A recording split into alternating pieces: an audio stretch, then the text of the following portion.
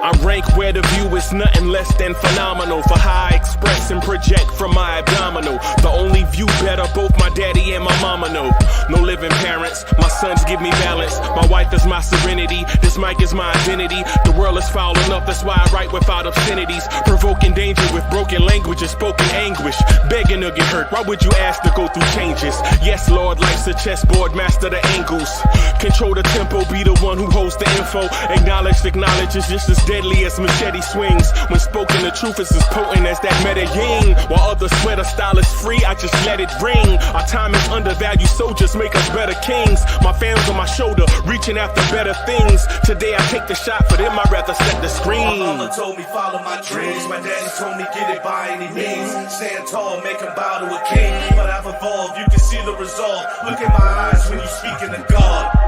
Life and for those who be caught up in using what I was called with the muse. I guess they call it proving I'm more than an artist. Penciling out my darkest while stenciling out a harvest. And storing what gets me from A to B, just like garages. Instrumental with collages. Envision what I've been drawing. Broadway to give you rhythm like the great Lena Horne.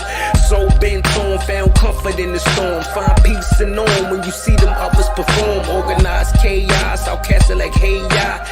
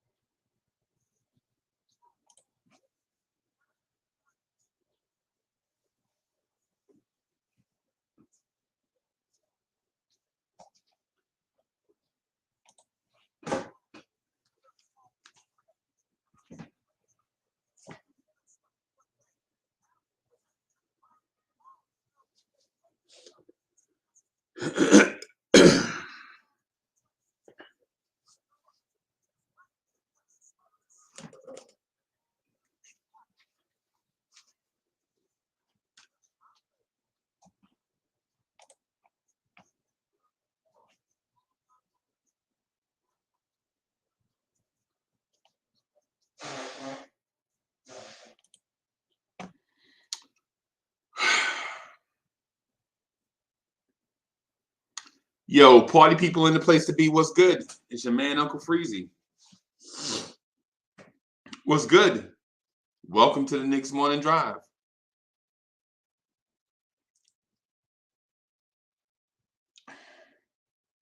I spent a bunch of time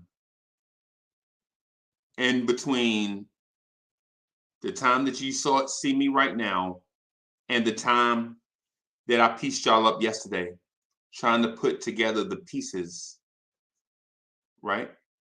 And I just can't. I just can't. I'm still in that place. I'm still at that place where Cornerstone Kev was at. I'm still at that place where a lot of you guys are at, right? And I don't want to sound like a sourpuss. Hey, pardon my mask beard, bro. Hey, masks are crazy, bro. Wear your mask though. Wear your mask if you feel like it. Right? I'm still at that place. But my solace is this. I'm here with my peoples. I'm legit here with my peoples. I'm here on the Knicks Morning Drive with my people, right? I'm here with my peoples. Right? I'm here with my people. So you know what we'll do? Since we are together, we'll do this. Blue tears, orange tears, blue tears. Let's go. Right? You know what else we'll do? Throw your hands in the air and wave them like you just don't care. And if you got some loot and a stick of juicy fruit, somebody say, oh yeah. Oh yeah. Let's get it. Let's get it. right? Right? Let me do this one thing, man, because on days like today, when I really want to be here and rock with y'all, and I have a lot of content and things to talk about, but the connectivity is not there. You feel me? Like I got everything I need to have a dope show, and my energy is up. But I have to find two things to bridge them, right? I need two things to bridge them. And the thing that dawned on me was a quote by the great American poet, Melly Mel. And I'm going to quote the great American poet, Melly Mel, okay? Melly Mel said, "A child is born with no state of mind, blind to the ways of mankind. God is smiling on you, but he's frowning too because only God knows what you'll go through. You'll grow in the ghetto, living second rate, and your eyes will sing a sad song of deep hate. The place that you play and where you stay looks like one great big alleyway. Don't push me because I'm close to the edge. I'm trying not to lose my head." Knicks fans. Knicks fans. Knicks fans. Knicks fans. It's a bunch of y'all that are with me, right? It's a bunch of y'all that are with me, right? As a Knicks fan, we're at the point, don't push me because I'm close to the edge. I'm trying not to lose my head. That's where I am as a Knicks fan right now. Don't push me because I'm close to the edge. I'm trying not to lose my head. And the reason why this quote, the reason why this while the lyrics may not be exactly, pitch perfect for where we are, because I like to keep things in perspective, but the great American poet said, and this is and this is speaking to our season, right? This is speaking to our season, okay? A child is born with no state of mind, blind to the ways of mankind. God is smiling on you, but he's frowning too, because only God knows what you'll go through. You'll grow in the ghetto, living second rate, and your eyes will sing a song of deep hate. The place that you play and where you stay looks like one great big alleyway. Don't push me because I'm close to the edge. I'm trying not to lose my head. And that's the song of a lot of Knicks fans this morning and yesterday and last week and last month. We're at that place where this thing that was born so perfect, right? A child is born with no state of mind. Mean a child is born into this world a clean slate. This season was born a clean slate. Yet here we are. Let me get to the tip off. Man. Let me get to the tip off if I can find it. The tip off always hides from me. Tip off starts with the letter T, right?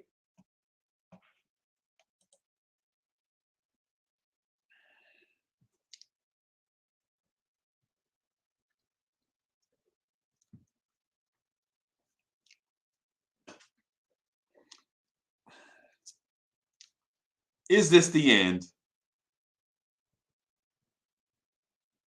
This reminds me, this Tom Thibodeau situation reminds me of a song by New Edition. Is this the end? That was your tip off this morning, ladies and gentlemen. Let's go. Let me put the link in the chat. And notice I stopped short. I respectfully, I always stop short because I don't want to get too deep into. So I don't want to have philosophy infiltrate sports, right?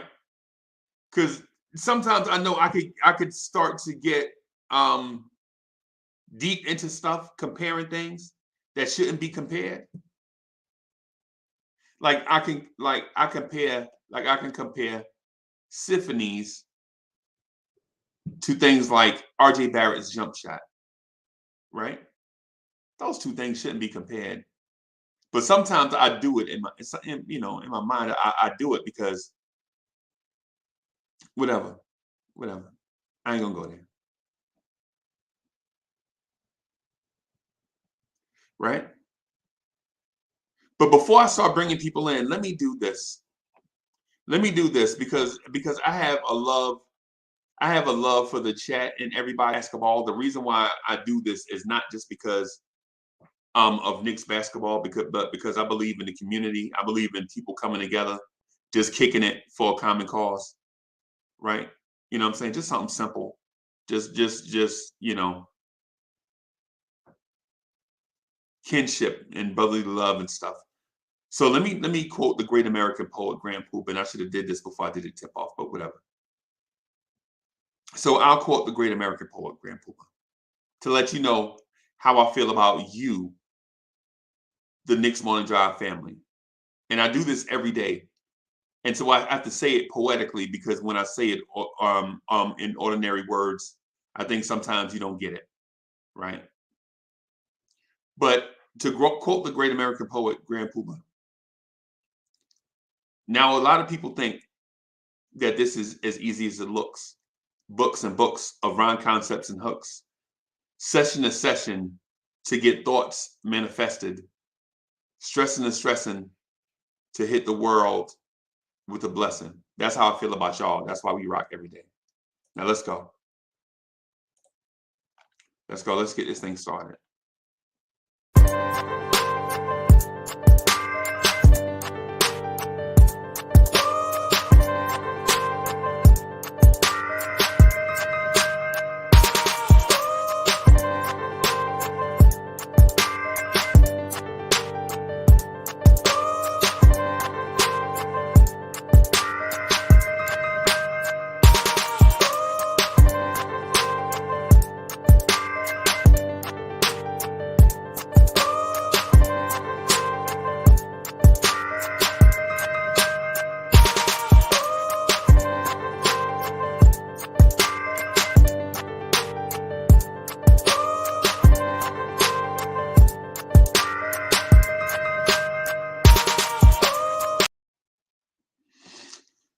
Yo, what's up, Bob?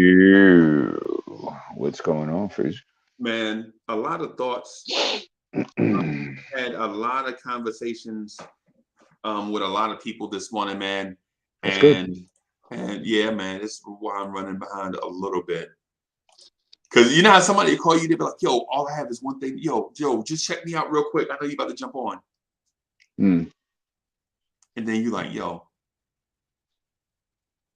my people out here waiting, bro. What's going on?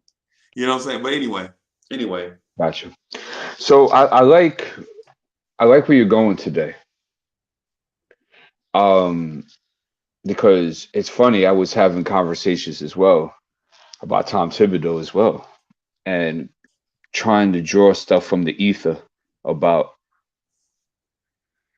we might have to deal with Tom for the rest of the season, right? So if we are, let's do good by Tom Thibodeau by embracing him with some good advice and things that he can do differently. They may put him in a better position in his career, whether he gets fired or not. Are you willing to do something like that for Tommy today? Yeah, Cool. I'm already locked and loaded, bro. I have a lot of stuff that I just save. You know what I'm saying? So here's the thing. I do have a lot of stuff, but based on the context of conversations, I'll add stuff or not based on the direction of what it is that we're talking about. Mm. You know what I mean? And sometimes some of the things I'll get some things I'll say or think will get dated. Mm.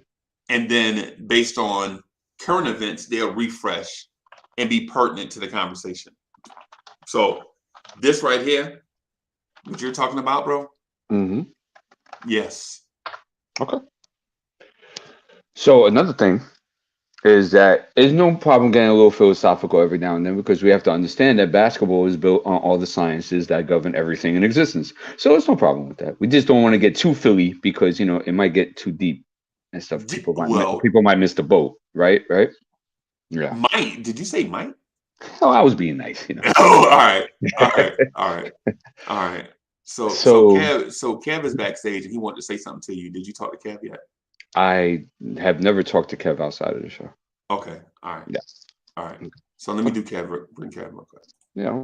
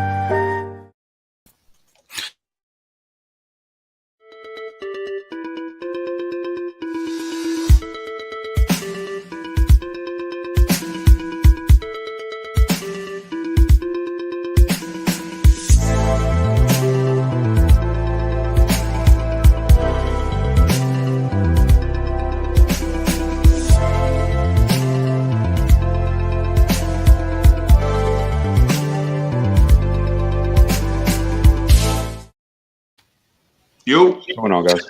Good morning. Good morning. Good morning. Let me open up by apologizing to the poetic Mr. D. Dolan. Yesterday was, I'm not gonna lie, I was in my feelings. Okay. And one thing that I don't want to do is, I don't want to burn bridges or certainly come at people that are just as passionate as me, and I'm apologizing. All right? I was wrong. I mean, Okay. I get so heated at times when I see stuff in the chat as well. Guys that don't, I think that got you going yesterday. Mm-hmm. Yeah, Yeah. it did. And we want this team to do so well. We've been battered down so much, and Don't apologize. We're Knicks fans. no, but the thing about it is, not you, Kev. I'm not laughing at you. We're Knicks fans, but we also, have to know that we're human beings too, and we all have our opinions, and some opinions can be off base, like mine sometimes, and a lot of times they speak the truth. Okay. Yeah. But the other thing is, I can't let things that happen in the in the chat fuel Influence your thinking. Yeah, and fuel the thing. And another thing of me is I tend to what I tend to. Let me just finish this off, and then you could go at it, Gi. Let me just finish this off. I tend to Coach is calling the timeout. Thing is cut people off too quickly when they should start seeing your mind. So for that, I apologize. And I was thinking about this yesterday. Plainfield, New Jersey will never be the same. Plainfield, New Jersey, right now. No, It's but cold. as a man, you got to admit when you're wrong. And yesterday was the wrong Kev, thing to do. Kev, you've been wrong since you've been backing Frank Ntilikina 4 years ago, 5 years ago. We're waiting for you to be right. There's no new revelation this morning. D is not emotional. You came on here with all your feels. We need you to pack that up, put the back in the pocket, and man up, bro. We're not doing that this morning. It's way too early. All right, G, I'll tell Kev this. I appreciate you even thinking to do that. And if it came from yourself, I appreciate it even more. Okay? Because part of the problems with us on this planet is that we don't hold ourselves accountable. So even if I jack up and I got to hold myself accountable, that's life. I got to do that. So I appreciate it. I appreciate your kind words. I appreciate your spirit. And we could definitely move forward. We're cool? Very cool. Cool. But we got to do this. We're going to have to keep the tears to the blanche tears, yo. No characters can come with tears. If you're a character coming with tears, we need you to pack them up and take them back to Plainfield, New Jersey, yo. We need you to tighten up, bro. I'm gonna let you get this. I'm gonna let you get this for the next few hours, man. I'm gonna let you get this for the next few hours. I actually was going to come in for another hour until I was going to get some more work done. Even more. You brought me right in, bro. I saw that, bro. You came in, bro. I saw you with your handkerchief. You was patting your eyes. Nah, but I was just thinking about this yesterday, man. Oh, and by the way, the interview didn't go well the other day. So oh, sorry. Yeah. That's okay. Right. You just keep moving. That's all you could do. Yeah. That's all you can do. So yeah, so we got a game tonight. I think we'll lose that tonight. You know. Brooklyn Nets has lost 11 out of the last 12. Who did they beat? Who did they beat? They beat Sacramento. They actually bulldozed them Monday night. So with no Kyrie, no KD, no Simmons. Are you saying at the beginning sure you want to throw Thibs a bone? Is that what you're thinking about? What I'm saying is this. Our control is limited, right? Right. So actually there's really no control at all if you really think about it. So let's at least, right, do something for Thibs. Let's help him out. You know, it's kind of seeing like your old uncle, right? And you see him on the street again. He drunk again. Yeah. No, seriously. And you're like, yeah, I agree.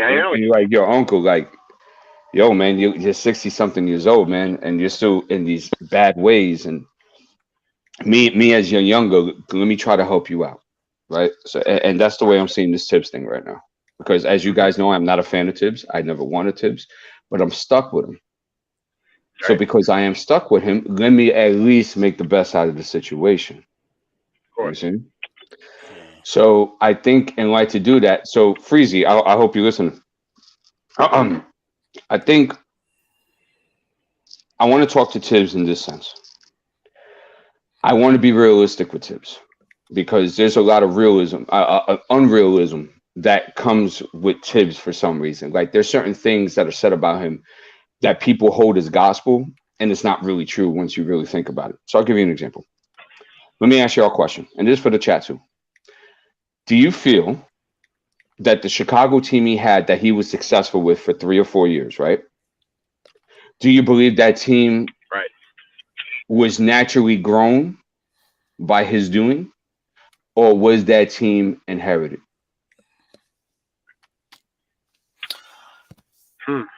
I think it was inherited. Okay. Yeah, I mean, you know, and then he was given those tools, and that was a very good defensive team. Those were the defensive players that played hardcore defense, not like this team. But yeah, I think he inherited them. Yeah. Okay. How about you, Kev? Do you think it was naturally grown from his own, you know, soil and seas, or was it something he inherited? I think it's something he inherited, but I think he, well, not he himself, but I think the organization added players that I think he wanted and that he was able to, you know, to mold, and it worked for him. I think that's pretty much it. I think it was a team that he inherited, but that he molded into himself, and going forward, like when he went to Minnesota, he's always picking from that core that that he had. So that's it. I think he inherited it. So he inherited it. Yes. So, Freezy, what do you think? You think it was something that was it was grown from his calculation, or do you think that it was inherited? Okay, Freezy away, right? That's no problem. So okay, I'm on the thinking like y'all. I'm getting some feedback for some reason. I don't know where it's coming from. I think it was inherited. I think it was inherited. I was gonna say Okay. I'm a mute and just see if you get it from me. Hold on. Yeah. We can figure it out. Yeah, might have been. Okay, that's fine. No problem. I think it was inherited as well. And so let's look at certain things through his inheritance that he had. Mm-hmm. So we could say that he had a generational player. He had a crown gem. Yes. Right? Yes. Derrick Rose. Yes. But here's the thing about this I'm going to get into that's interesting. He only had him for like one full season, bro. Yeah, he was injured the rest of the way. Yeah. He could barely step out on the court in 3 or 4 years. Right. So most of the time when Tom was working, right, he didn't have D Rose. Right. So what did he have? He had obviously Noah, Boozer. Was it Boozer? Boozer. Dang. Didn't he have Dang? Right. Yeah, Dang. Yeah. Okay, good. Oh gosh, I'm having a brain fart here. You gotta help me out with this. You're saying who he inherited? Is that what you're saying? Well, the players that he had to deal. Let me build, Kev. Let me because no. I'm asking a question. I didn't hear the last part. I didn't hear your question. Oh no, we're just going over the fact of when he did inherit. Right, these are the players he had because he didn't have D Rose for 75% of it of his tenure there. Okay. Right. Okay. So these guys that we mentioned, right? We go into Nate Robinson's, right? Like, we can go down the line, right? Would you consider them young players? Yes. Yeah. Okay. Yeah. Good. Minus, no, I'll consider Nate. He was in his 20s. I think. He was young, but his core of young players that he inherited, the two guys that you just named, Dang and Boozer, Taj is part of that. Taj, yeah. Yeah, and salute to Tony Snell. Ken Heinrich. Well, he's a little bit older. He was older. Okay. Yeah. All right. He was older. My point is that the guys that revolved around that success that he had during that tenure were young players, right? Mm-hmm. Yes. Okay, good. So, and he got the best out of Noah. Yes. Because Noah was young enough in order to be that serviceable for him. Yes, he was. He got the all-star bids out of Luol Deng because Luol Deng was young enough to be that serviceable for him. What happened? Yeah. How about Jimmy Butler? Yeah. Of course, Jimmy too. Did you name him? I didn't know if you named him. No, him. we didn't. I was going to get to that because Jimmy came a little bit later. But yes, he did. Right. Yes, he did. Right. Yes, he did. But another one is oh man, what is his name? That he got the best out of his youth. Taj Gibson. You can put Taj there too. It slips my mind right now. But the point being is this: those were young pieces. Yes. Right. So what happened? I don't know. See what happened? What caused, right? Because I'm trying to deal with Tom. Tom is on my couch right now. I'm trying to find the cause as to what made him change his ways. If he realized that his most successful tenure with a team was a team that he inherited with a bunch of young guys. that were the cause for his success. They were his core. So did Minnesota mess him up a little bit? And then he inherited young guys as well, and it didn't work. And he rushed the process, and he got Zach LaVine out of there, and he brought in Jimmy Butler. Yeah. Did this start the reliance on vets mode for Tom? See, why would he do that? If you already had a successful tenure with Chicago and you build a young group, you build a young defensive player of the year. Right? You had Jimmy Butler on your team. That's a superstar in this league. I don't care what anybody tells me. Taj Gibson has played in this league for freaking 13, 14 years. Right. Didn't they have Kyle Korver? Did they have Kyle Korver, or was that after? They had a young Kyle Korver too. Okay. Yeah, but I think Kyle Korver. But I think Korver was wasn't he part of that Atlanta? But he started with Chicago. He did start with Chicago. Yeah. Yeah, they had a and CJ Watson too, right? And Joe Harris, CJ Watson, Brewer, Ronnie Brewer. Yeah, they had a bunch of dudes. Yeah, Keith Bogans. I forgot about him. Keith Bogans, man. Right. So you see where I'm getting at here, guys. Right. Yeah. I see. Okay. So he goes to Milwaukee. He goes to Minnesota, right? Mm-hmm. And he also had a very young DJ Augustine as well. Yeah. DJ Augustine. Yeah. Forgot about that one. Anywho. And what made him not use the same template of success that got him to Joakim Noah being Defensive Player of the Year, Taj Gibson playing 13, 14 years of serviceable basketball in this league, Luol Deng made a multiple All-Star, right? Stuff of that nature. Mm-hmm. Why did he abandon that in Minnesota? Did something happen to him? Did his way of thinking of the formula for success change somehow, and he pushed the panic button and brought in Jimmy Butler? I think a couple of things, because when he was at Minnesota, he was the president, right? He was president of all that. Yes. And I don't know in his first year if he brought some of the Chicago crew over, but I know his second year he tried to, I guess, install some toughness or something. And that's the reason why he wanted to bring a Butler and a Rose and a Taj, Gibson. Okay, very good, Kev, because I was going there, and I was going to say that when did this reliancy or this dependency start? It started in Minnesota, right? Because he tried to make them the Minnesota Chicago Bulls. Yeah, right. And I think it kind of backfired, because in doing so,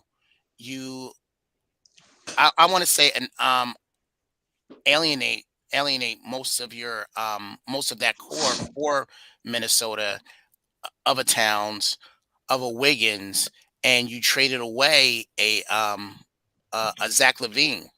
Mm-hmm. Yeah.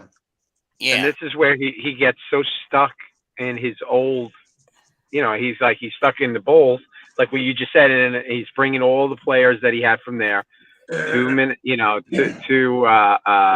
Minnesota, and then he's doing the same thing to the Knicks. He's bringing just these players that he feels comfortable with, and they listen to him. Somebody, they get him. Like when Rose is asked about Thibodeau, he's like, no, just don't mind him. Like he talks to the young guy, don't worry about it. He's just gonna yell. He knows him. The young guys don't know that method of his way of coaching. So right. Okay. I'm steering off. Yep. Yeah, got it. Yeah, a little bit. We wanted to get there later. Okay.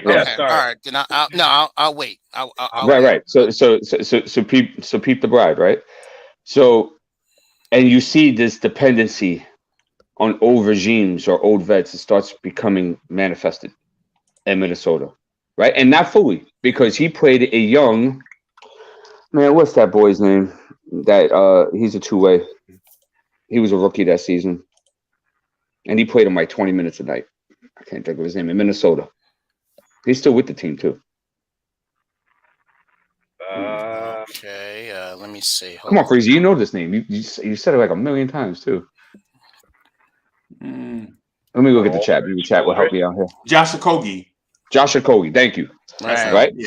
So it wasn't fully implemented because he was still doing this. I mean, he's still playing young Cat, he's still playing young Wiggins and stuff like that. But it seems that he had a really bad experience there.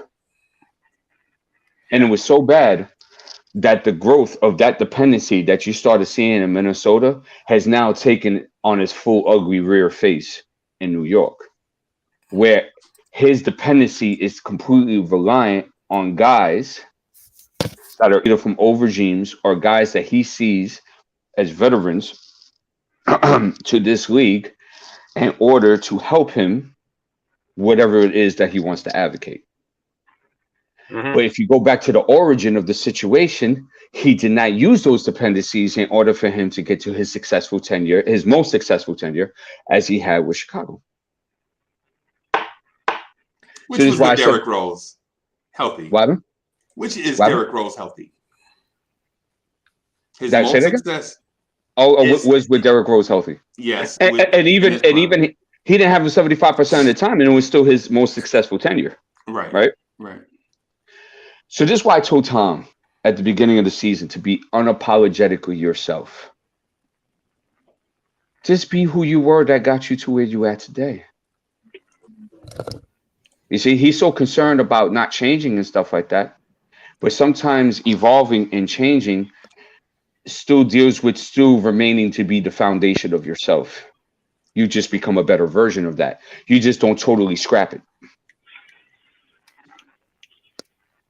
So, I don't want Tom here. I never wanted him here. But if he is going to be here, this is my advice to him. Do what you did in Chicago with these New York Knicks. It's going to be finished. Scrap all that. Scrap all this veteran crap you got going. Right? And build Mitchell Robinson to your next Joakim Noah. Not, of course, the game sets are different, but I'm talking about success and accomplishments. Make your RJ Barrett your Jimmy. Put your trust in these young guys and give them the basketball and do what you did. Unapologetically be yourself. Be a defensive mind. Get yourself an offensive coach because it's too much for him. He's juggling too much. You can see it. He's totally overwhelmed. It's like a kid that ate too much food and then he just throws it up. Or an Uncle Freezy that eat too much food. And he's not. And the thing about it also is he doesn't have the hat of general manager. He's only a coach. All right. Hey, so let me do this real quick. Hold on, just a split second. What time is it? I would like to introduce. We need a beat.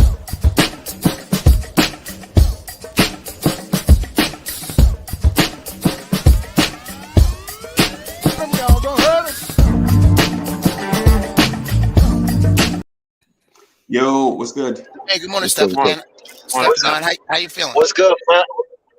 I'm feeling good, man. Can't complain, man. God is good. I woke up this morning. You know what I mean? It's a nice sunny day out here in South Carolina. I can't complain, man. God is good. All the time. All right. So let me wrap this up real quick. So my point to Tom and my advice to him from a person I don't even want there is that unapologetically be yourself. Do the things that you did in Chicago that work for you with these young guys. Trust them so they can trust you, right? And maybe things will go a little bit differently. Because if this continues, I am terrified that RJ Barrett's not going to come back. Well, let me ask you something, Dave. What do you think? I'm terrified. Hold on. I'm terrified that Mitchell Robinson is not going to sign. I'm terrified that we're losing a bulk of this young core because people want to try to be something else that they're not. Okay, I'm done. Well, what does he got to? I mean, what is he? I mean, what do you see that he's not doing what he's doing in? I mean, with these players that he's got now, from what he had with the Bulls. I mean, they can't wear like a Jimmy Butler mask, each one of them, and say, "You be that player, you be this player." You know, I mean, how's he going to get? Because they're not these guys are apples and oranges. You can't even compare them defensively compared to what we have. defensively with No, these I guys. mean, of course not, and nobody's the same. But I'm saying that if he's going to work with the same template, at least build these guys to a similar fashion. I'm not saying RJ I would Barrett's love going to be that. Jimmy Yeah. Butler. Right. I'm just saying I that would love him to. do what worked for you because it was your most successful tenure. So you can't go ahead and say, oh, it's because he had Derrick Rose. He didn't have Derrick Rose 75% of the time. Oh, I agree. Yeah. So he was doing something right. Right. Yeah. Absolutely right. I just feel that. So let me just say this. Let me just say this real quick. Whoa. Oh, you breaking up. They break it up. What is the topic so I could share my opinion? Well, I went through a whole spiel, but the basis of the What's the question? spiel. What's the topic? Okay, the basis of the spiel was giving advice to Tom Thibodeau in order that if he's going to be stuck here, right, let's at least give him good advice. And then we went through his track record as to what made him successful in this league and where the history went down, where it might have downturned and stuff of that nature. Okay. Because it just wasn't a question; it was a whole thing. Yeah, it's more. Right. Okay. But can I step in? The other thing is, he had a good run with the Bulls. We all know that he had a very good run. But I think the Bulls seeing that he was limited, they weren't going to take him he wasn't going to take him to the promised land, so they let him go, and he went to Minnesota. But he had time to reflect on what his changes and what he should have saying. I got to adapt better. I got to change my ways. I mean, they gave him the keys as the GM, as a coach. And then he makes a trade with Zach Levine and all that stuff. But then he gets fired again. And then you say, okay, I'm doing something wrong. I have to adapt, and I got to change my coaching methods. We would love him to do that. I don't think he's capable of doing that. And he looks very confused as a coach this year with this team. Like he can't get through to the guys, you know? That's just my whole thing with Minnesota too is that why not just do what you did in Chicago with Minnesota, especially when you had the same pieces practically set up. Basically, yeah. But you had a better center, right? Exactly. Okay. Yep. And you had a Zach Levine type of talent. Yes. I'm not saying he's Derrick Rose, but is that type of talent that is right? It's explosive. It's dynamic, right? So why not do the same thing? Why get rid of him? All right. Something happened. Yeah, let me bring J Boogie in real quick. Hold on.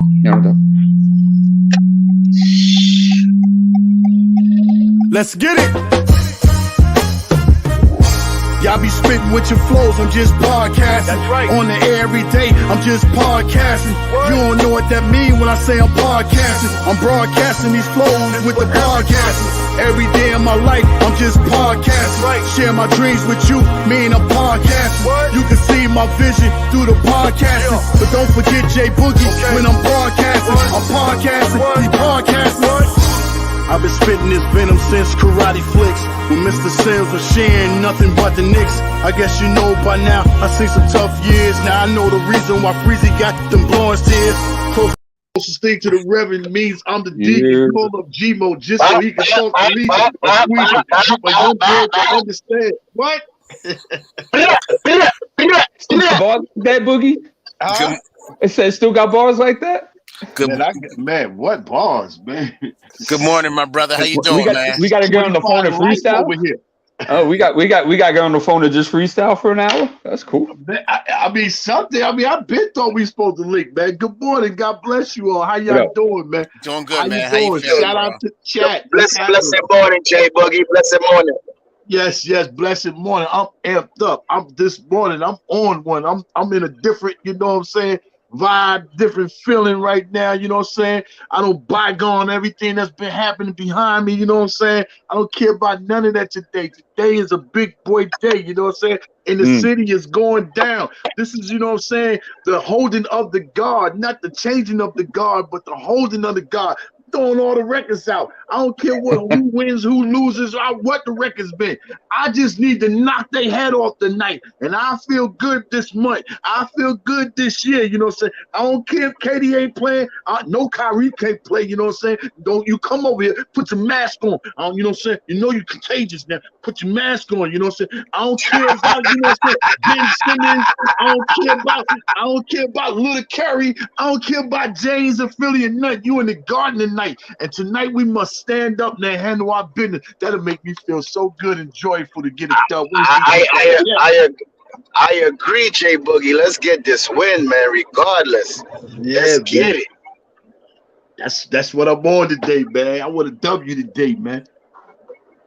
Yeah, for real. I hope for you, Jay Boogie, that you get it. Well, we already know how they're gonna play. We already know they're gonna stand up. We know that. Okay. We know that. Okay. Hey, Freezy, good morning. How you doing, sir? Good morning. Yeah, I want you to know I was on 2 episodes, 2 different shows yesterday. Oh, yeah? Picked your name up, you know, sharing something that you were saying, you know, carrying over some of your messages and letting people know that I ain't said it, you said it. You know, if anybody heard me in different places, you know what I'm saying? That's what I've been doing for you, man. Trying, you know what I'm saying? Big up what you talking about, man, because that was a major thing you said, man, about, you know what I'm saying, they riding off Mills' back, man. So I ain't let that known that people understand that, yo. What have they done for me lately? Yes. What have just D Rose? That's it. Just D Rose. That's all they have done for me. Nothing else. And I'm willing to say that any front office in America could have pulled off that D Rose deal. Let me give you a lottery bust and Dennis Smith Jr. and a 2nd-round pick for a former MVP that don't want to play for y'all no way. He was even playing. I think he was partially injured at that time too. Right. You see how miraculous he looked when he got here, though, right? Does anybody know what that 2nd-round pick turned into for Detroit, or is it for this year? No, it was last year's draft. I forget. It was last year's draft. Okay. So what was it, Isaiah Stewart? I don't know. Yeah. I might not give Leon Rose that credit for that, because old boy was on Westchester. The coaches, the staff, and all they might have made that trade. I might not even put that by them. Yeah, DSJ was in the G League. That's right. Yeah. DSJ was asked to go to the G League. Remember? That's right. Yeah, so he can refine his game, and somebody pick him up, and Portland did that. Yeah. So we got Rose for a 2nd-rounder. Yep. In so many words. And then when D Rose came, it was in the Miami game. I don't think he played in the Miami game, but he played the following game. I can remember like if it was yesterday, because the fans was like, "Yo, D Rose about to take Quickly spot and blah blah blah." So I can remember like if it was yesterday when we got D Rose. Hey, good morning, D. Stafford, Don, Angelo, and Cab. Yeah, good morning to y'all, gentlemen. Good morning. Hey, and shout out to Jay Boogie, MC Supreme, historical lyricist Jay Boogie. What's good, boss? Man, this is one of my better mornings. I'm feeling like, every now and then I get up cranky. Sometimes, I get up okay. Sometimes I get up thankful, and sometimes I get up grateful. You know what I'm saying? Amen. And today I'm grateful. I'm happy. I'm feeling beautiful. You know what I'm saying? I just want to share that with anybody. You know what I'm saying? It's a beautiful day. Yes, sir. I'm gonna tell you something, bro. I'm gonna share this with you, and I know this is a Knicks channel, and people are gonna be like, "Oh, well, you don't never talk Knicks." Yo, every day that I wake up, man, I wake up like something is missing. Mm-hmm. I got a hole in my heart that can't be filled, right? And it's because a few years ago, like 2 or 3 years ago, you know what I'm saying, my little brother passed away, right? Mm-hmm. And for anybody that's been through anything in life, like when you get to be a salt and pepper guy like myself, y'all don't get to see the salt and pepper, right? Because I don't let y'all see it. It ain't none of y'all business. You know what I'm saying? But look, anytime you get to be a man of a certain age, you know what I'm saying? sometimes you've been through some stuff, and no matter what goes right in the world, some stuff can't be undone because of the experiences that you've been through. You know what I'm saying?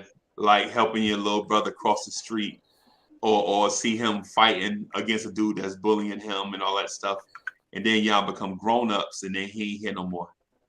And so I wake up like every day with like this void that can't be filled. So I come on the Knicks Morning Drive, and people think that it's solely about me trying to recruit minions that sound like a copycat of Uncle Freezy. Nah. Because people tell me that. All you do is get cats on there that all they do is say the same. They just co-sign what you say all day. And listen, that is nothing. Yo, the thing is this. See, I can't undo what happened to my little brother, right? But what I can do is create this fellowship in the mornings. And so people think it's all about Tom Thibodeau rotations, but nah, it's about hanging out with y'all. That's the thing that I go through every day. Like the reason why I be here consistently every day. I have to walk into a building. Stop. All right. D'Angelo, mute yourself. Yeah, I got him. I got him. And so what it is so even though like D Poetic and Kev have good thoughts and good takes, bro, it ain't just about that, because I like that too. But it's about the fellowship. Like come in here every day, being consistent. You know what I'm saying? So when I see you show up, bro, I've been like, hell yeah, Jay Boogie here. You know what I'm saying? Like D Poetic pop up backstage. I'm like, yeah, that's my man. You know what I'm saying? And when Kev get mad and slam his headphones down on the desk and take off, I'll be like, yo, I'm gonna let him cool off, but I'm gonna call him later. You know what I'm saying? So you know what I'm saying? So yo, I just beat you to it. Oh yeah. So Jay Boogie, when you said you have your good day, all that stuff, bro, trust. A lot of us go through the same thing, man. And I know people want to hear. I know everybody want to hear about Mitchell Robinson rebounding and when RJ coming back, but I just felt like I have to say these things to everybody that watched the joint. That this right here ain't just about. You know, Tom Thibodeau rotations. So, man, I said that to say this, man. It's good to see you, and I'm glad you're here. Man, let's talk some Knicks, bro. I appreciate it, man. Thank you, man. Yeah, man. Facts. Yeah, man. Yeah, man. And Stephanon, you better not be drinking no dark sodas either. And Chuck Allen, if you're watching, you better be eating something healthy this morning. Yo, I just was looking at the Ticketmaster. I'm trying to get I'm row 10. I'm trying to get 106, row A, right behind the Edge in Charlotte, the 23rd, right there. March 23rd, right? Or that February? That's March 23rd. AJ Boogie, you got a moving company, right? Yes, sir. You need to send me your business information. Okay. I need to get that. Okay. Do I don't even have a contact. I don't have a contact with you, do I? No. Nah, you don't. You don't. So put that in the chat, and I'm gonna grab it up, and I'm gonna text you. I bet. Not in the chat. I didn't mean the chat, but you know what I mean. No. I need the private chat. Yeah, let me bring in Sam.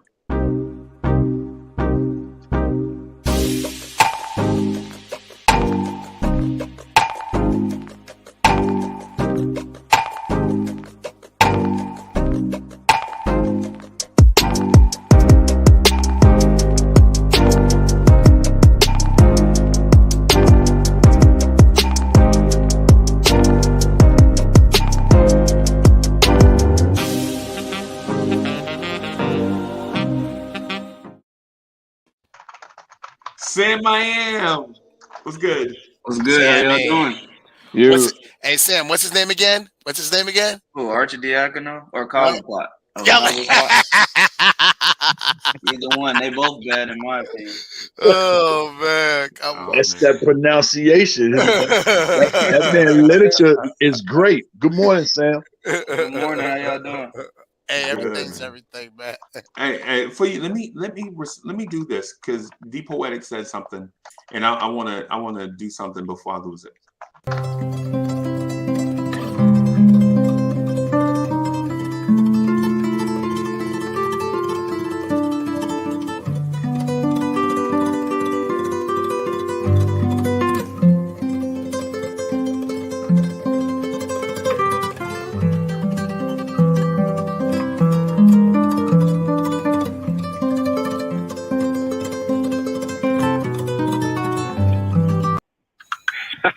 Yo, that's hilarious, bro. So That is hysterical. What So was you thinking about? Yeah. hold, You should have used that who's the, what is it, the not the Atlas, but who's the other one, the sculpture that's thinking like this and everything on off to the side. Kev, What's the look thing?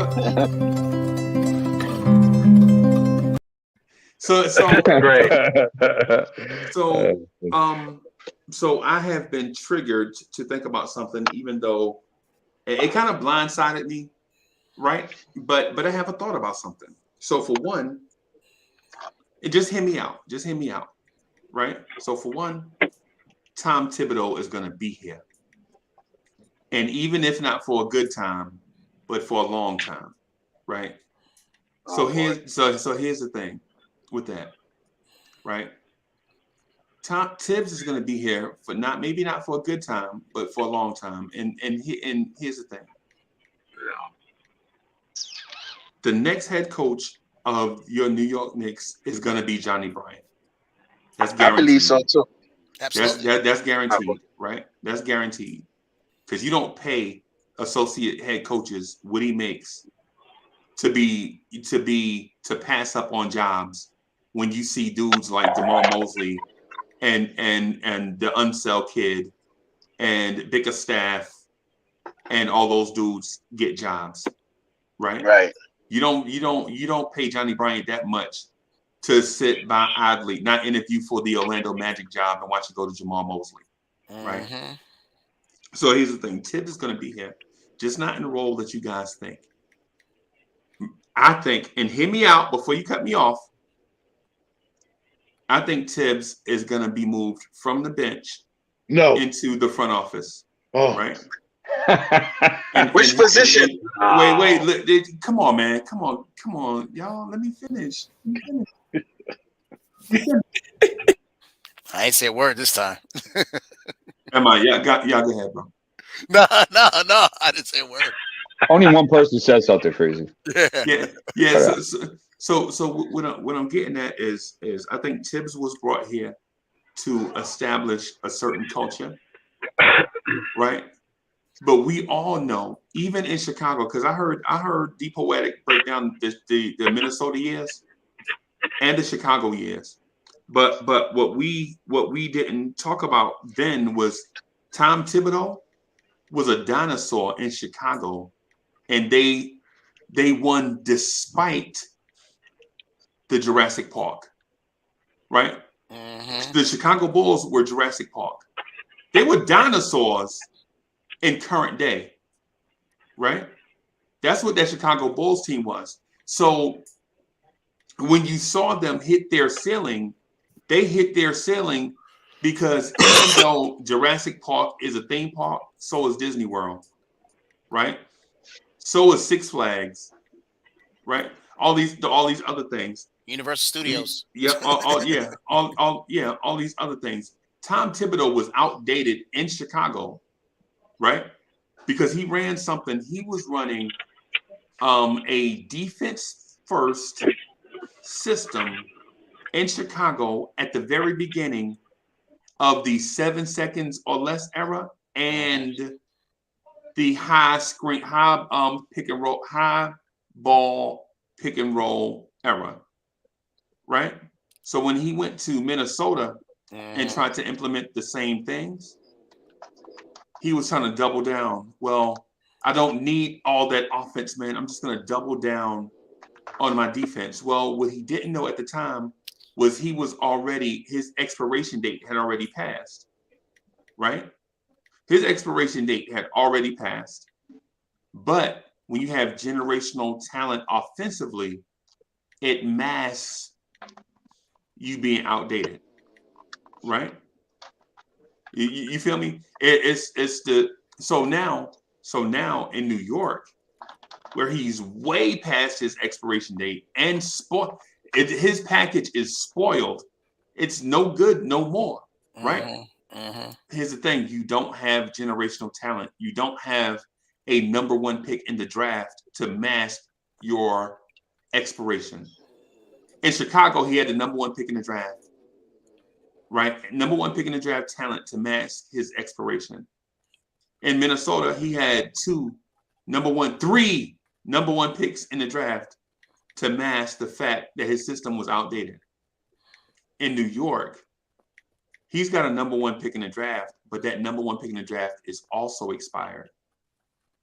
Derrick Rose is not the Derrick Rose from 2002 it's from 2011, right?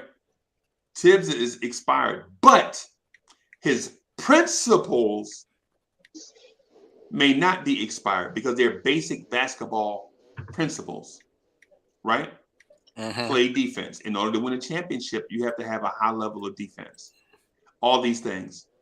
So what I'm saying is, at the end of this season, and this is Uncle Freezy's bold prediction, the front office is going to move Tom Thibodeau up there with them, and Johnny Bryant is going to be the new head coach of the New York Knicks. So you're saying when do you think that's going to happen? Yeah, okay. At the end of the season. Okay. Steph, go ahead. Which position is Tom going to take in the front office? Something. They'll name it something. I don't know. It'll be Grand Poobah of development. Something. They'll give him a title. So he's not taking Perry's role, right? Correct? Huh? He's not taking Perry's role, correct? No. Okay. No, because you got to have no. And so here's the thing. In order to be a general manager, you got to be a general manager, bro.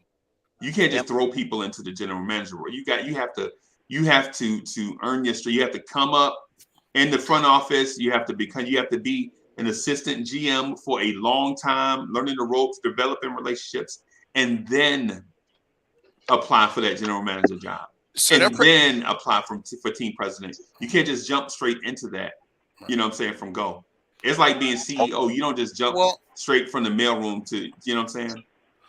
Well, real quick, what I was going to say was, so you're saying they're going to do to him what the Celtics did to their head coach, moving him into the front office. The only difference is he has, like, I guess, that general manager or president, title of operations out there. I believe he is. Okay. Right. Okay. But Thibs won't have that. I think no, they already have one. They already have one named Leon Rose.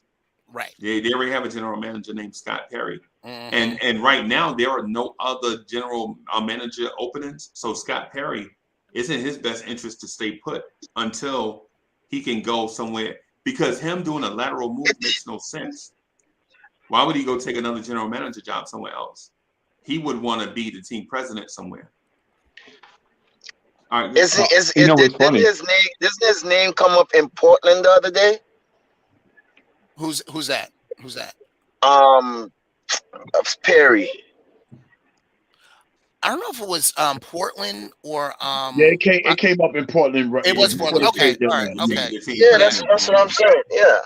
And he was in consideration. Then he stepped. He took his name out of the hat. Okay. Just to think, because there's some people in the chat that think like we're just lying about Thibs.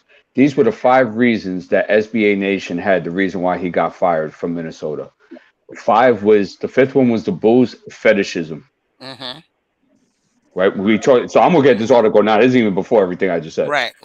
The initial Jimmy Butler trade. Yeah. Number 3, Andrew Wiggins contract. Number 2, they have defenses dead. Here's what the Wolves ranked in points allowed per 100 possessions in 2016, 17, 18. As of January 7th this season, they were number 27th, 25th, and 17th. So that defense wasn't resounding with the team. And, of course, the awfulness of the Jimmy Butler saga as well were the 5 reasons why they had Thibs out of there. Right. Then that whole debacle was with Cat too, right? I think both of them wasn't getting along or something like that. Somebody called somebody a wussy or something like that. Cat doesn't play defense. It was a mess. Right. Yeah. Right. Okay. It was a mess. Yeah. But the thing is though, Stefan, it's not about Karl Anthony Towns and Andrew Wiggins, because they had beef in Chicago, right? You don't remember the Jimmy Butler? The mutiny, Jimmy Butler and Rajon Rondo mutiny in Chicago? I don't think Tom was there for that though. Was Jimmy Butler there? Oh yeah, okay. You're saying Jimmy Butler thing, got it. Yeah. You didn't know drama. Listen, drama follows certain people, bro. You know what I'm saying? You don't remember the drama that got the Philly coach fired? Who was in Philly when my man from Long Island got fired out of Philly?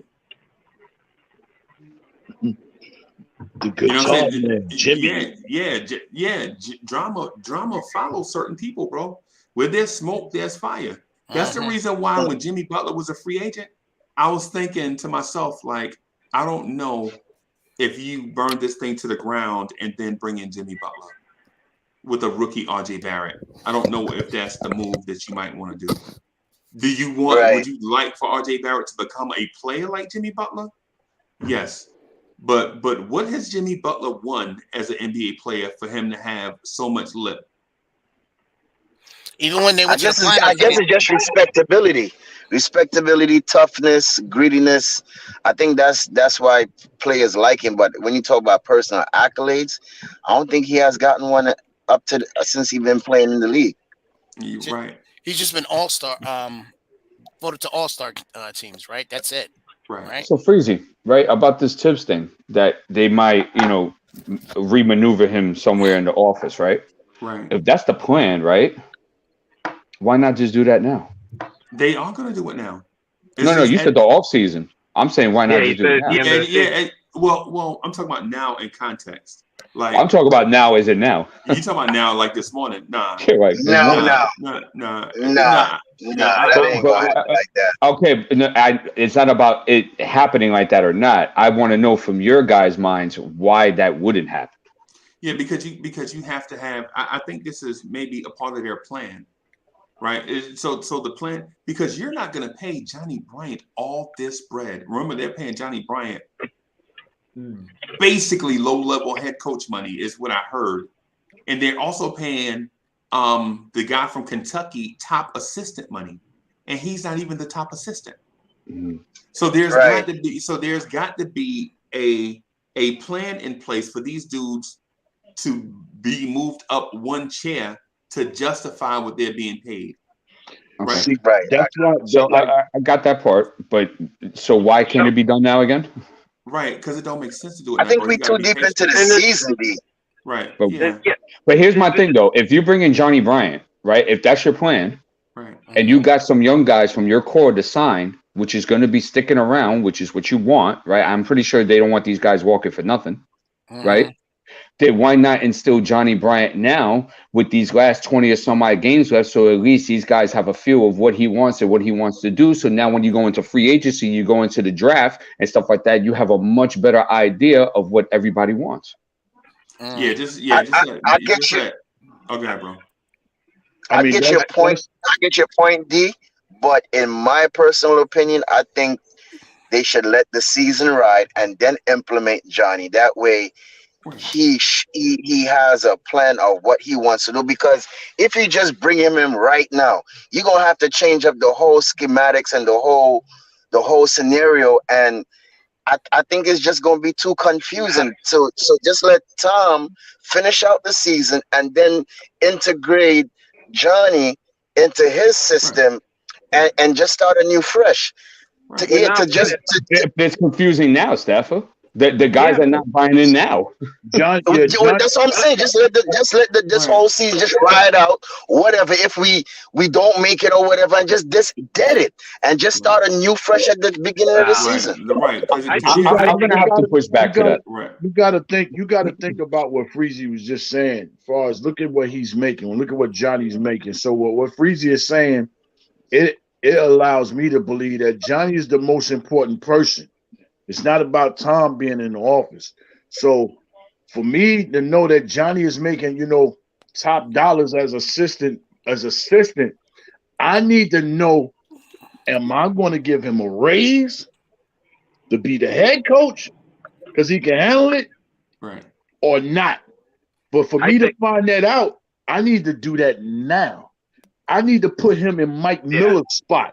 You know what I'm saying? With Mike Miller, this is the same Fizdale Mike Miller. We brought Mike Miller in to see if he can handle this situation. He couldn't handle it, so we went and got Tom during that off season. So at least gives us a chance to see what's happening for the remainder of the season. It's not about changing the system. It's about seeing if the players adapt, if they rock with him. Do they respond to him? And who does rock with him well? Yeah. Right. So that gives you the rest of this season to figure out, okay, they adapted, they like him, they rocking with him. Now I can bring him in the office and just, you know what I'm saying, amp his money up because he's a head coach now. But I can't just go to the off season and then bring him in as a head coach and don't know if he can handle that sideline after I give him a raise. And what if it don't work then? Right. I could have wasted that time this season and found that out. Hey, so but what I'm saying though, go ahead. Hey, hold on. Yeah, let me do the super chat first. Hold on. And we got plenty of time, y'all. We got it. So Paris Duggar, thank you for your generous contribution, bro. Paris Duggar is just as major part of the show as anybody else, bro. We appreciate you. Paris Duggar says, no on Bryant. He's part of our failed development. No, it's not. How do you know he isn't? Yeah. Oh. Yeah, you don't know. I think if he keeps losing the way he is on these embarrassing losses the rest of the way this season, I think Thibs is getting fired at the end of the season. I think Dolan's going to step in and say, I'm tired of this. And he's just going to fire him. I think he's going to step in. I just think if we keep losing with these embarrassing losses, I'm sure he's hearing it and he sees it because he's there on the sidelines watching these games, these embarrassing losses at home. Tibbs is going to get fired at the end of the season. I don't think you reward him and you put him in the GM role or any sort of president role. They're not going to fire Tibbs. They're not going to fire Tibbs. No, they're not going to fire Tibbs. They're not going to fire him, bro. I'm telling you that. They losing the way we are. Listen, I understand what you're saying, but they're going to. All right, put it like this. They can fire him, but not in the way that how you want it to. That's going to make it all public. They're going to ease them in, as what Freezy said, into the front office, right? It's not a fire. It's not a fire. Right. It's not a firing, but it's just going to move him out of the position, right? I don't think you reward him for that. I wouldn't reward him in any part of the front office. I don't want to touch that. But it's not a reward, bro. It's a like y'all think Steve Mills got fired. Steve Mills. No, he didn't. Yeah, he's still there. They just put him in a different position. Yeah. That's what I was trying to tell D'Angelo. They're not going to fire him, bro. Hey, Freezy. Hey, Freezy. All right. Hey, with your permission, because I ain't gonna go off subject, but can I twist something for a second and give y'all coach? Before you do that, Jay Boogie, I gotta go. I got this doctor's appointment real quick. If y'all still on, I'm gonna jump back on. Salute to y'all guys. Be safe. Hey, you better listen to him too, bro. Don't go in there trying to tell a doctor what to do, bro. Yeah, don't tell him what to do, man. Listen what the people telling you, man. Going in, man. Shit, man. I do. Talking that Don Half of them doctors don't know what the hell they talking about. Peace and love, GI. What up, man? What up? Love. All right, peace, bro. Hey, Take care of yourself, bro. I just was thinking about what you said, man. I had a a little vision dream the other day, and I thought, what if this is RJ's team, and it brought Cam over here, and all the big talk about going to get Zion, you know what I'm saying? What would it look like knowing that man stepping down this year over there in North Carolina, Durham, leave Duke and come over here with it? Oh, God. Wow. What if it's lining up like that, Leon? Man.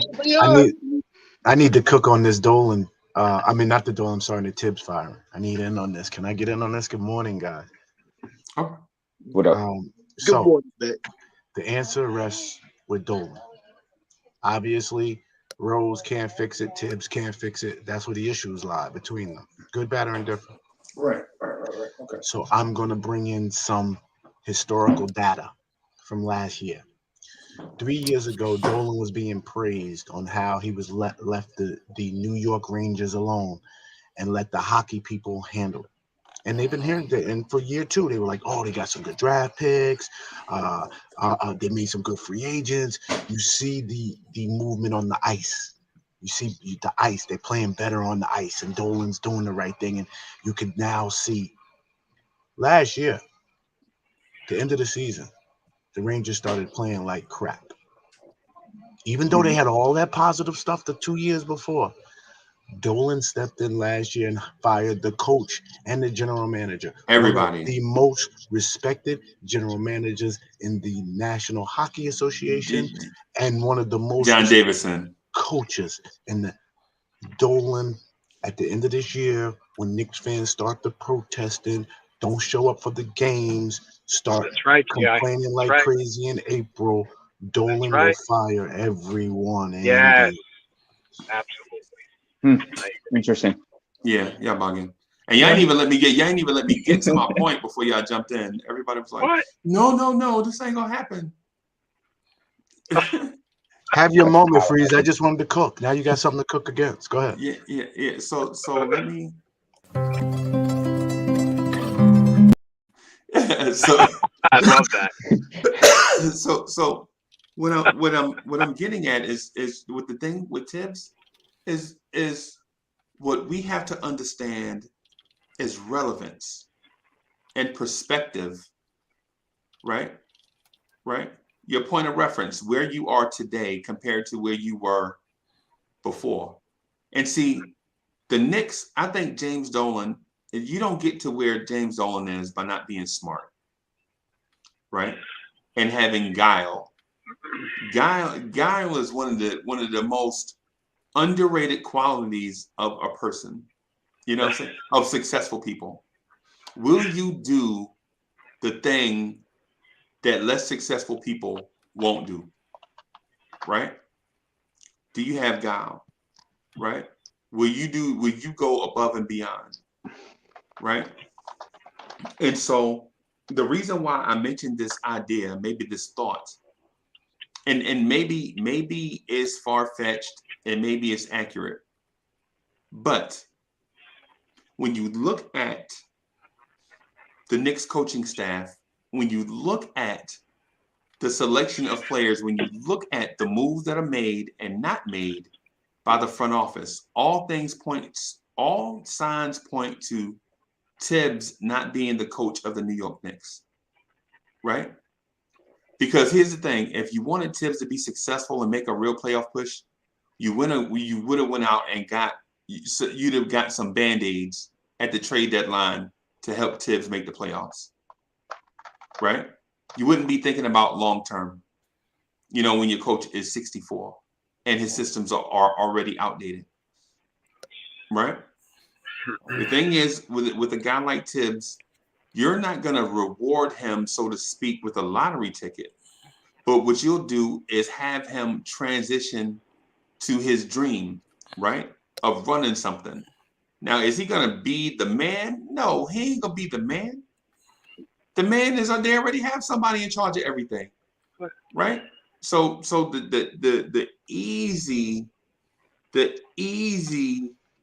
line from one dot to another is Thibs still with the organization, him still having say in the front office, him still having some say on the court or whatever.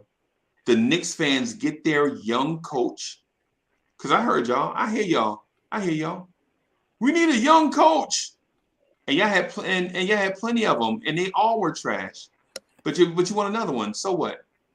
Right? I want a young coach. David Fisdale was as young as they come. Derek Fisher was as young as you can get, right? Derek Fisher was 1 year removed from playing NBA basketball. No, let him, D'Angelo. No, I'm not gonna say anything. No. We still say so.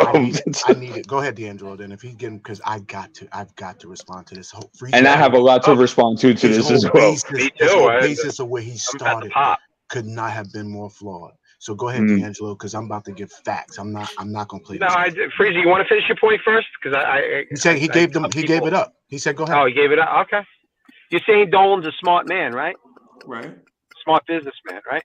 You think he has if he's smart enough to go ask and say, where are the results on the court right now that this team is any better? has a forget that. Forget that, D'Angelo. Forget that. Forget that. Go ahead, Gio. Objection, Your No, but objection, Your Honor. okay, forget it. All right, go ahead. Because one thing, though, because one thing was I got you. one thing was ITT Cablevision. He took ITT Cablevision and grew it into what you see today. Guys, you got the bag all in the mic, Kev. Jesus Christ. First of all, Freezy made a statement. That was the basis for everything he said. And it hurts me to my core because as a businessman, and I'm in the boardroom now, fellas, we going to the boardroom. As a businessman, to know that there's so many kids that are sitting as CEOs because their daddy built it. That's where I was going. Freezy just legitimately made a statement that Dolan don't make it to that seat without being smart.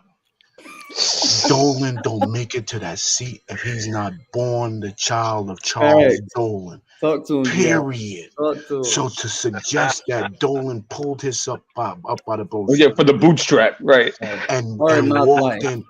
In fact, if you do the history of James Dolan as the president and CEO of Cablevision, which includes the Madison Square Garden and Rockefeller Center, there has been 4 attempts by the board of directors to get rid of this man.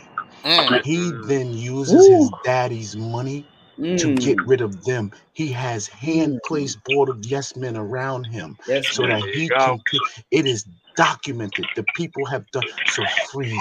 So, G.I., I was going to say this, right? And we're on the same highway. I was going to tell him, was this built from the ground up by James Dolan or was it inherited? And if it was inherited, all he did was just maintain the product. He didn't build the product. He didn't even maintain it. No, he did it because we have the most valued franchise in this league. So he did. Right. Yeah, because but he didn't do anything outside of that. Because not many own the stadium. That's why we're the most valuable, because most others, the stadiums are owned by the public. In Madison Square Garden is owned by Dolan and his family. Y'all think y'all got me, right? Oh no, the game's over. Freeze, I'm gonna be honest. I am so focused right now. I'm gonna shut up and let you respond. You will not win this argument, and I got $100 on it. So for one, I wish I had somebody in here that ran track. Anybody in here ever ran track? Anybody in here ever ran a relay race? Kev, you ran relay, right? Okay. Sam runs track. Okay, Sam, you know. Yeah, ask Sam. I'm a 7-time All-American. Sam is the more. Sam is the more younger. See, I'm a 7-time All-American. The point I was getting at is the person that starts the race and gets to the second leg, comes up behind the guy and says stick, and the dude and the second dude takes the baton and continues the race, right? And so where G.I.'s point was, when that dude gets ready to pass the baton, the dude that's getting ready to grab the baton is a doofus, and he just lucky to be there. Like, he shouldn't even be on the track team. He was just born there, right? So that's not how this thing worked, bro. That's not how this thing works. You don't put idiots in control of stuff this valuable. You just don't, right? Right. When I said the hey, what's that noise, bro? AD. Yeah, that's that freaking watch you wearing. AD, can you hear us? Yeah, what's good? Put your mute on, fool. You gotta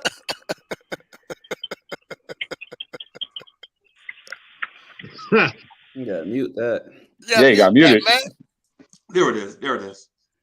So the thing, the thing about Dolan not being smart is the opinion of overly emotional Knicks fans that are desperate for championships that want to discredit this man's resume. That's what this sounds like, bro.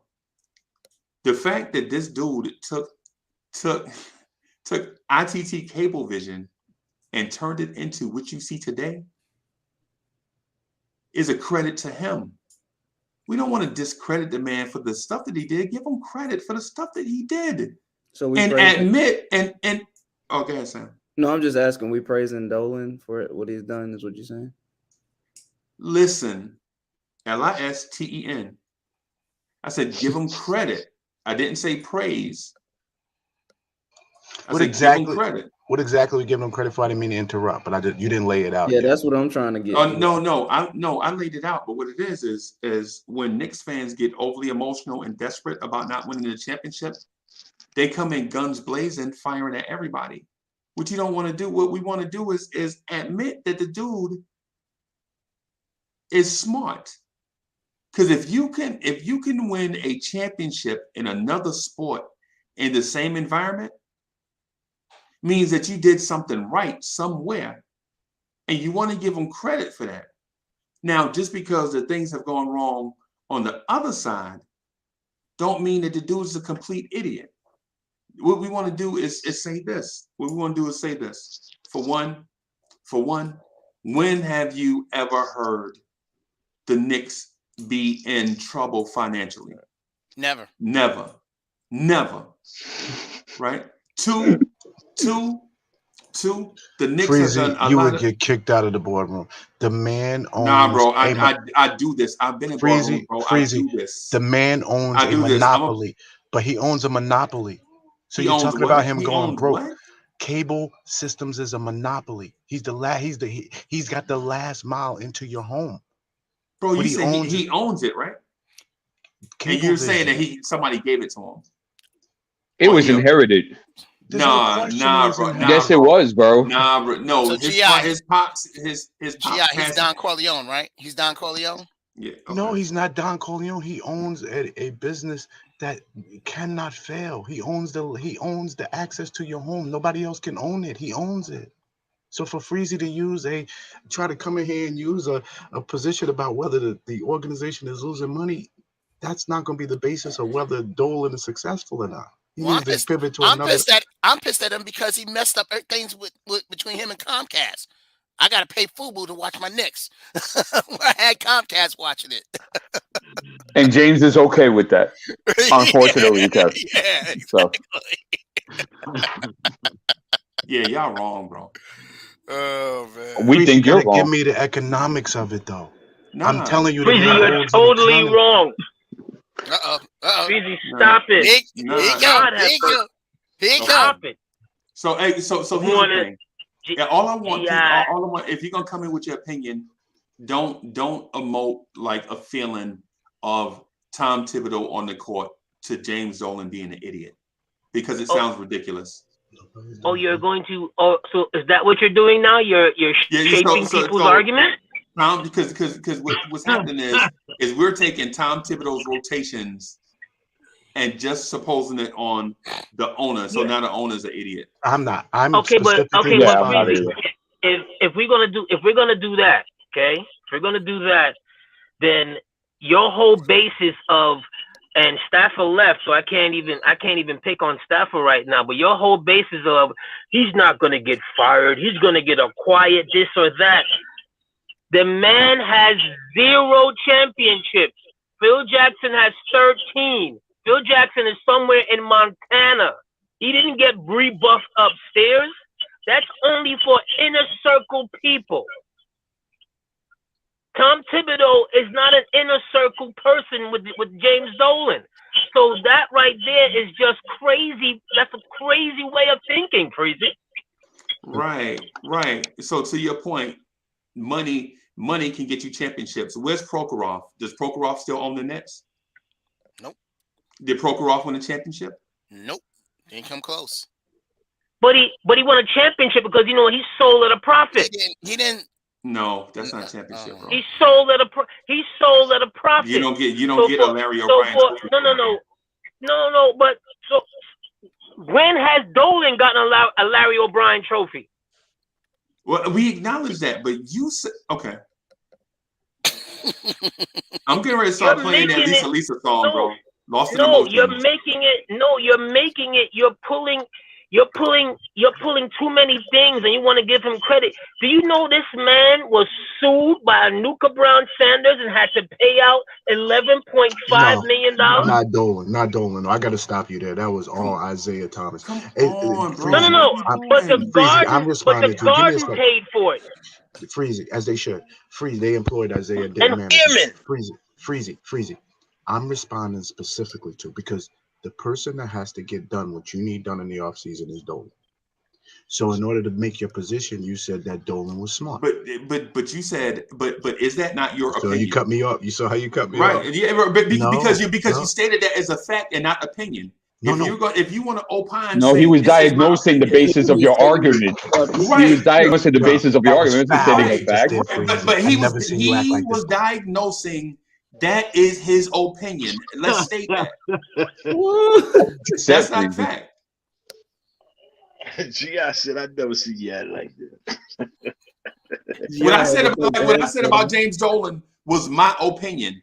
Hey, time out, everybody. I'm gonna say this and shut up. No, you can't. No, Jay Boogie. No, sir. Real quick, I roll with integrity. Real quick. No, sir. Y'all in the chat, get them like buttons up. I need them like buttons up. Hit them like buttons. Smash them like buttons. You're getting some real educational thoughts right now at war. Hit the like buttons, please. Go on, G. You only got 57 with 166 watching. Let's go. I roll with integrity. What's going on right now is so bad. I mean, so bad. And so you calling me a dummy or a liar? I said integrity. Where'd you get dummy or lie? Because integrity can't be like this one-sided thing, Gi. What I'm saying is the dude is smart. You can't just take, because Pop Dukes handed this thing over. It was not MSG when he handed it over. I stated that it was ITT, whatever, Cablevision. And he took it from ITT Cablevision to the MSG conglomerate that you acknowledged. Right? You acknowledge that James Dolan has a monopoly. So how am I wrong? That's because the MSG conglomerate the MSG conglomerate was already there under the ITT Cablevision umbrella. Yeah, right, exactly. That's not factual. That's just not factual, right. Freezy. He didn't bring that. He didn't bring something that non-existed into existence. Yeah, that's not factual. No, the ITT Cable. No, hold on a second, Freezy. This is where you're wrong. ITT Cablevision bought it from Gulf West and Paramount. I know that. The entertainment company. I know this. Okay, he is a inheritance baby.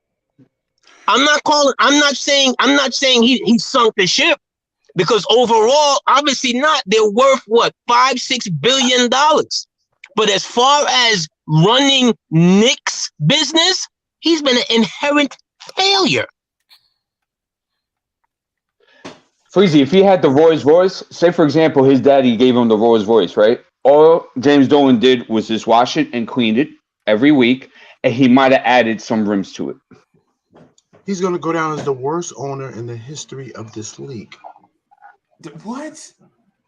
He is a good businessman, but as far as basketball team owner, he is trash. And I have to challenge Sam. So I can see. I agree with Sam. I have to challenge Sam. What good business moves that he made? So for one, can we acknowledge the worst owner ever thing? All right. So the former owners of the Charlotte Hornets kidnapped cheerleaders and got booted out of the NBA. Can we acknowledge that? Are you bugging out? Right. Can we acknowledge that Donald Sterling was calling players the N-word? Yeah, absolutely. Can we acknowledge that? So here's can we acknowledge that the Oklahoma City Thunder that y'all praise bought the Seattle Supersonics in March and told Seattle, we'll never move this team. We love y'all. Here's what I'm going to acknowledge. In December, they were already looking to move the team. Here's what I like to acknowledge 10 years after Dolan is done from the team. They will count the amount of money that he spent in this organization over his lifetime, and it led to 0 championships. Yes, the other guys have been creeps, but when you look at the time he has managed the organization, the amount of money he has spent, the number of people he has hired, he will go down as one of the worst managers of a basketball team ever. And also acknowledge too that if you forgot, remember he was reported as to running MSG like a page out of 1984. Remember that? When he had cameras, he had surveillance all over all his workers and all his administration that worked inside the building because he was completely out of his insecure mind. Yeah, but that's not strange. That's not strange. And you go around corporate companies. Everybody now got versions of that. We got LinkedIn. We got link bells. That's not strange. That's all over corporate America. Whether it's strange or not, the point is that it shows that you have a level of insecurity to your position. You see, but he's not the only one. He's not the only one. I don't care if he is the only one. I don't care. That's because they jump off the bridge too. Don't mean squad diddly. My point being is that's what, like back in the days, the Kings, that's what they used to do. They used to put their little scouts everywhere. You see, because they were so insecure about the position, they had to know who was against them. You see, and who wanted the fall of their kingship. You see, it actually shows a stature of weakness when you do that, because you should be secure within your organization and with your own, in which nobody's taken away from you, right? And or for you not to do things of that nature, but yet he's done them anyway. And you think he still ain't doing it? And he had one job. He had George Steinbrenner in this town. All he had to do was go say, George, give me the juju. If he would have act up, and he had enough money and influence and empower to act just like George Steinbrenner in the NBA. But because he wants to be his own man, that's his whole life is Dolan is trying to be his own man. Read the articles on him. Read his former business partner. They say he despised the fact when people come in the room and talk about his dad. If you came in the room and talked about his dad, he fired you on the spot. Dolan is a shell of his daddy. Yeah, but that doesn't make him one of the worst owners, though. GI, see, here's the thing. He's admitted he doesn't know much about basketball. Did you hear my? I just want you to respond to my position on why he's the worst. No. I'm gonna respond to your position, fam. That's but he has admitted that he doesn't know much about basketball. But in responding to your position, he's hired a lot of high-level basketball minds over 20 years. Now, whether you think that he's interfered or not, more than likely he has. They have not gotten the job done. They just haven't. Here's the thing. Here's the thing. And again, you're actually strengthening my position, so I appreciate you. 10 years after he's done owning the Knicks in this capacity, they will look back at the amount of assets he had. Number one asset in the NBA. Number one market in the NBA. Number one money in the NBA. They're going to look and then how he spent it. When they look at how he managed this asset for the 30 to 40 years or 50 years, whatever that number is, he will go down as one of the worst managers in professional sports ever. Forget all the scandals, forget all the racism, forget all the kidnapping. That's bad, period. That just makes you a bad person. I'm talking about pure ownership in what you did in the job. He will go down as one of the worst. I stand by that. Okay, can we agree? Can we agree that what you want? I'm sorry, Freezy. Can we agree to say what you want out of an owner more than anything else is someone that has an open checkbook and someone that's willing to take chances? Has he not been willing to take chances? Does he not have an open checkbook? He had to fire Don. He had to fire Donnie Walsh in order to complete the Carmelo Anthony trade. Right. And that was the worst move, and that will go down as one of his worst moves ever. But do you think he's learned from that? Keep talking. You're going to prove my point. Please don't. And also, too, the fact is this. Like, if he's admitted that he doesn't know jack diddly about basketball, then why are you interfering in the matter in the first place? Because he owns the team. It's his team. That we understand that, but that's who I'm going to give checks to. But if you don't know the nuances and the X and O's and the foundation of this game, then you should not be interfering. Well, Deep Water, let me ask you this then. All right, to your point, because your point is absolutely wrong, right? Let me ask you this: how are the Charlotte Hornets doing with the ex-player as the owner? How many championships do they have? Their owner knows X's and O's. He might be the greatest player of all time. Mm-hmm. How many championships do they have? 0. Yeah, I hear you. No problem. Okay, and again, No, I'm just asking. I would just like for no, I somebody love. to acknowledge. But there's guys that have known this game, right, and have taken those roles, right. I'm talking about more like president of basketball operations and stuff like that, right, and have been able to give this and do this, which is practically you're practically running the whole thing. You're just answering to one guy. So I'm saying there are guys that do know what they're doing and have ran these organizations very well as well. So we can't draw out an example of this guy and then say, you see, look, that's the argument. We have to go through the whole thing now. If that's what you're going to do. He didn't speak to Phil Jackson for months.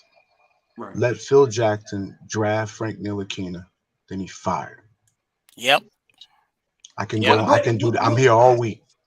I think this thing just has too many holes in it. How do you say hire good people and then say in the same paragraph he wasn't over this guy's back making sure he didn't do such and such?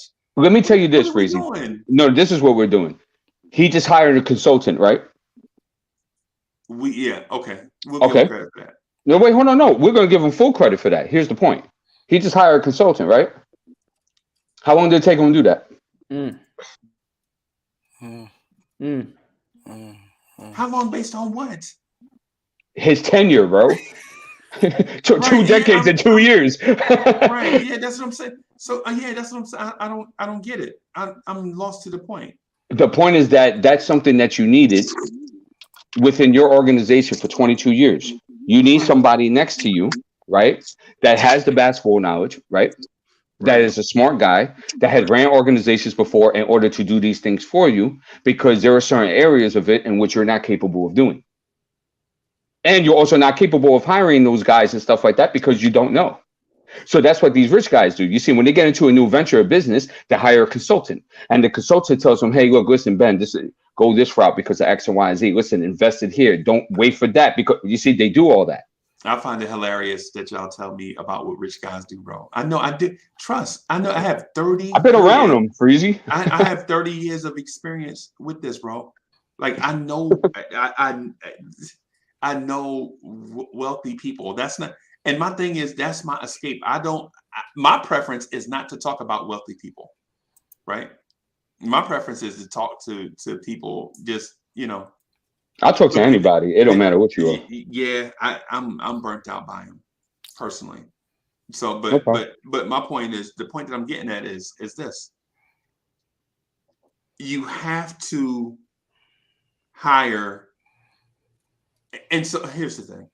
It's not just about the smart person, right? All your hires have to, in order for you to win championships, all the steps that you make along the process have to be great, right? You have to hire the right person.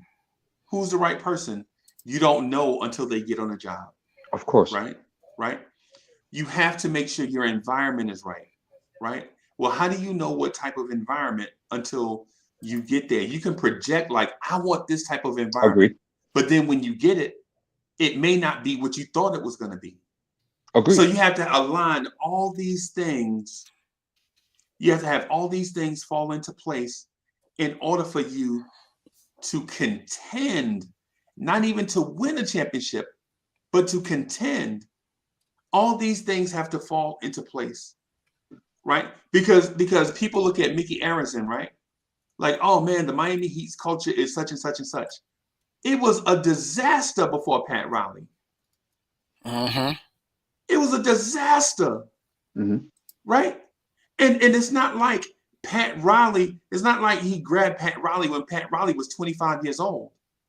Pat Riley was groomed under Dr. Jerry Buss in a winning culture, right? And then he moved on to the Knicks, a winning culture. So shout out to Dr. Jerry Buss, by the way. Right. And by the time Pat Riley got to Miami, he was battle tested and experienced. So when he took over the Miami Heat and established a culture, he knew what he was doing because he was battle tested his whole career. People forget Pat Riley. Who schooled him? Pat Riley played for Adolph Rupp at Kentucky. Gotcha. A winning culture. So Pat Riley was in a winning culture right throughout his entire career, right? Right.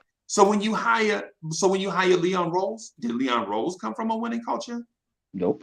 We don't know. Well, I was just going to say to the point about the ownership real quick, right? So when Pat Riley was learning all that stuff through his coaching tenure, right, about the league, who was his mentor again? Jerry Buss. And who was Jerry Buss? Probably one of the greatest owners of all time. Oh, the greatest what? Yeah. But listen, okay. it wasn't just that. That's not your checkmate moment, right? Your checkmate moment is this. Pat Riley calls up an ordinary play that doesn't work, right? Mm-hmm. But he has two of the greatest players to ever breathe breath execute that whack play, and they pull it off. But we're not talking about that right now. No, I am talking about that right now. Listen. Let's go, baby. Let's go, listen, baby. Get listen, turn up, Freezy. Listen to what I'm saying. Mm-hmm. Listen to what I'm saying. You have to have those moments of failure mm-hmm. that turn into successes for you in mm-hmm. order for you to be like, okay, this is what I'll do next time, right? Because let's not think that Pat Riley took Quentin Grimes to the NBA Finals, bro. Pat Riley coached Magic Johnson and Kareem Abdul-Jabbar. Pat Riley had LeBron James, Dwayne Wade, and Chris Bosh in his organization. Pat Riley coached Patrick Ewing. Let's not act like Pat Riley took Patrick Beverly to the NBA Finals. You know what I'm saying? What I'm saying? That's what every coach says. Yeah, but Freezy, here's the thing. Here's the thing with your argument, and I'm almost there with you. Whoa, you was on his side. How'd you switch? Yeah, but because he has some holes in it. Dolan has not created an environment for that stuff to blossom. This is the difference between that and lifestyle. This is the difference. Dr. Jerry Buss comes from a marketing background. Like everything is Hollywood. You know what? I have Jerry West. He used to be a coach. He doesn't like to coach anymore. He sees himself as a general manager. Bam! I have somebody at the head of the organization. Right? Jerry West hires Paul Westhead. They win the championship. But you know what? Magic doesn't like him. So you know what? We got to get somebody else who knows how to handle superstars. Bang! Here comes Riley. You see the trajectory. You see what I'm saying? The organization is set up in a certain way that everybody's moving in one unison. Dolan has not done that. He hasn't gotten a Jerry West on his side to get a Pat Riley. So here's the thing, and I'm shutting up on this because we got a show tonight. Wednesday night, Blanche Tears Network, Knicks Freestyle. It goes down with Free Key.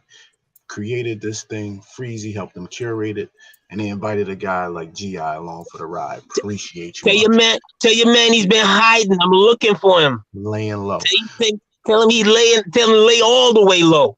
All the way. Dolan had the opportunity to hire Pat Riley to run this entire thing. He decided not to do that. Miami hired Pat Riley. How'd that work out? Dolan will go down as the worst manager of a basketball team from an owner perspective in the history of this league. And Freezy, and bringing up Dr. Jerry Buss is only strengthen our argument. Okay. That's your opinion, bro. I think y'all are hustling backwards on this. That's cool. That's your opinion. Y'all wearing church shoes on the ice skating rink, bro, and don't know it. I like how you gotta put in a little disrespectful stuff to get your point across. Bro. That's called passive aggressiveness, sir. Super passive aggressive. I'm throwing shots when Gi said integrity. Bro, I didn't know. I just want to stand my ground. So here's integrity. Here's why your integrity was bad there. I repeated exactly what you said, and you said no. I repeated exactly what you said, and you said you did not say that. So I'm a liar. No, I repeated it. So no, you realize. So what did we say? So what did I say? Repeat it right here. I'm trying to get it. No, I'm not going back down that road because you ain't going to disrespect me. You got one. Nah, bro, you calling me a liar. So when I tried to, you want to move your position. You wanted to change the context. So you didn't like the context. I didn't say you lied, bro. I'm Freezy. I'm not sure who you used to hanging out with and doing this to. You got the right one. Send the FOY to South Carolina, yo. Freezy needs to be dealt with, yo. Who is used to dealing with like this? You can't push me in the corner, bro. Anthony D. So for one, G.I. know I love and respect him, right? Absolutely. G.I. know that. G.I. know that. This ain't Absolutely. even. We ain't gonna let no stupid basketball take go all sideways. I would really hope not. You know what I'm saying? That's what I'm saying. But what I'm saying is if there was something that I said that didn't line up to what I had said previous, I'm not a softie, bro. You can call me out on it. I'm not like FOY, stand down. I ain't gonna slam my headphones down and leave. You ain't gonna do one of these? You ain't gonna do one of these?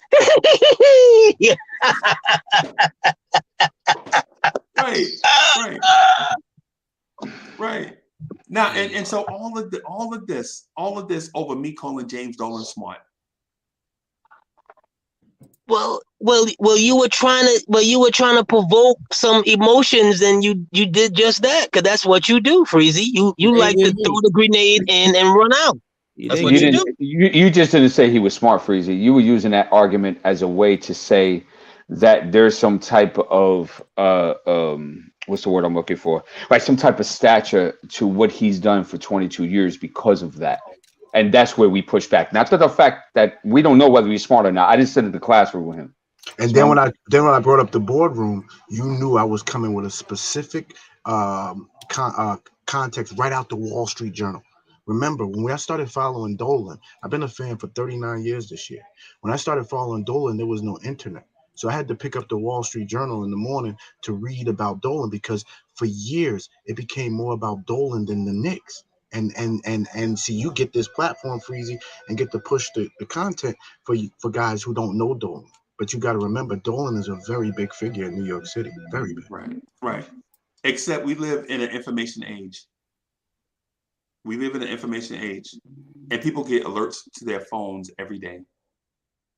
So I don't get to push a narrative. We have discussions that are well-rounded, and we bring in smart people to have the discussions. That's just what we do here, bro. Like I don't force no one thing down. I said Dolan was smart, and we went down this road of Dolan. If he's so smart, how come he hadn't won a championship? But Freezy, can we agree that he has not created a championship environment? I never disputed that. Right. That means his hirings. Freezy, I want you to think about something. How long has the NBA been in existence for? I don't care. No, this is deep right now. I don't care. And he can laugh at that all he wants, but it brings a great point. What's the point? Yeah. Oh, you want me to speak to the point now? Oh, that's funny, right? But check this out. Right, here's my point. When the NBA been in most in existence, it's only been a couple organizations that have most of the championships that are in existence. Right. So this ain't no like we carbon copy. Everybody follows the same formula type of thing. Yeah. Right. There's a real science to it. You see what I mean? So just because you bring up somebody, you say, "Oh, what they had this talent, they didn't bring a championship." Well, we could say that for the rest of the 90% as well. It doesn't take away for the stature whether they were smart or not. I agree 100%. I'm with you. So you see why you should have cared, right? And I'm glad you turned over and did. No. Well, the thing is was the point, right? What you said was brilliant. It's part. I spoke to part of that earlier. Like everything has to align for you just to be a contender. Like you have to have all these things go the right way just for you to be a contender. But in order for him to start going the right way, the individual has to doing the right things. In order for all these right things to start coming into play now. So now if you're doing the right things and you hire somebody, now they got to do the right thing. You see, and then it all starts aligning. All these chain of events. Right. So we agree. We agree to what? I just spoke to that. Like when I said you have to hire the right person, but you don't know they're the right person until they get on the job. I understand that, but what we disagree is that Dolan has done a bad job of that. No, we don't disagree with that. I never said that Dolan I never said Dolan did a great job of the environment. I never said that. Those are being attributed to me because I call Dolan smart. But I never said Dolan created an environment conducive to winning. You never heard me say that. I challenge you to point out any time since we've been together that I did say that. So you're saying that he is smart in his regular life, not when it comes to basketball. I'm saying that was my point. My point was he's a smart business person. I never said he was a high IQ basketball leader. Right. Okay. As a matter of fact, I'm just not sure because you were heading towards that way, and that's where the pushback started coming. No, but I'm not headed that way. I just like to have a distinction on the points. If I say a certain thing, I just like for it to be held in that context, and not dragged to another place. Freezy, if that's all you're going, right? If that's all you're saying, then I completely agree with you. I think James Dolan is one of the smartest hustlers on the planet today of what he's done in the last 22 years with that Knicks organization. Right, because you heard me say you have heard me say that I would love. But basketball, retard. Right, but have you not heard me say that I would love to have a guy like Jerry West in our organization? Of course. Yeah. Right. Meaning the owner. All I want him to do is cut the check. Bring in Jerry West. By the way, don't forget the owner hired a consultant the day before the draft was supposed to end. So do not think that some things is not happening. I just don't want you to. Freezy, I love you to death, and in support of you and the network, I just won't allow you to ignore historical facts. That's all. I apologize. What historical fact are you talking about? What historical fact that we talk? I acknowledge that Dolan is a smart business person, but he doesn't know basketball, and that in my opinion, you need a sharp basketball mind like a Jerry West. So I don't want to bore the people. When can you and I set up a live and vibes and things so I can bring to you my years of research on everything that Dolan failed as a businessman? I follow this man. He's probably the number one businessman I follow my entire career as a CPA. So I'm very interested to know what you have. When can we set this up? Or we could do it on old school Knicks too, Sunday. Or we can use Occam's razor. We can use Occam's razor and solve it today. All the Knicks, the most valuable franchise in the NBA. Did you hear how G.I. thought he was just gonna just FOI old school Sunday at 11 with the host old Eddie Kane, aka AD the Unstoppable? Did you hear how G.I. thought he was gonna roll up in there like that? We're gonna have to have a sit down with Mr. Farrakhan and everybody before you think you just gonna roll up in there like that, G.I. Right. And so the point to it all is we can point out a lot of missteps by a lot of organizations. Right, like I use D Poetic as an example. Hey, D Poetic, in the month of January, did you do everything perfect in your life? Of course not. What? Right. So right. what's the point? The point is everybody is gonna have flaws and missteps. Not 22 years, fools. How are you 22 years old? Did you do everything perfect? I've been on this planet for 38, and I can tell you if I had a stature of 22 years. Hey, guess what though, Freezy? Guess what? I thought you was a puppy. Hey, I'm 22. I know. Now I'm a bit older. You're old. So, right. So in 22 years, I would know. Crap. What the hell was I doing for 2 decades in 2 years, bro? Right. So I don't get where you're getting at. Was Freezy's life perfect in January? No. And Dolan's has been nowhere near formidable in 22 years. Right. So what's your point? Right. My point is every person in every organization is gonna have missteps, troubles, and mistakes. Whose missteps are worse, Sacramento's or ours? Clearly, it's Sacramento. That's not a question. So when I compare New York, it's never to Sacramento. It's to LA, It's to LA. It's to Chicago, maybe. Chicago, Philadelphia. Yeah, Philly. Miami. Yeah, major cities. All right, then how about the Clippers? It's a good one. Yeah. And so I would hope that we would be the Lakers and the Nets would be the Clippers. That's what I've always wanted, but it's not looking like that right now. No, right. And it hasn't been like that. How about that? Mm-hmm. Yeah, it's tough. That's tough, bro.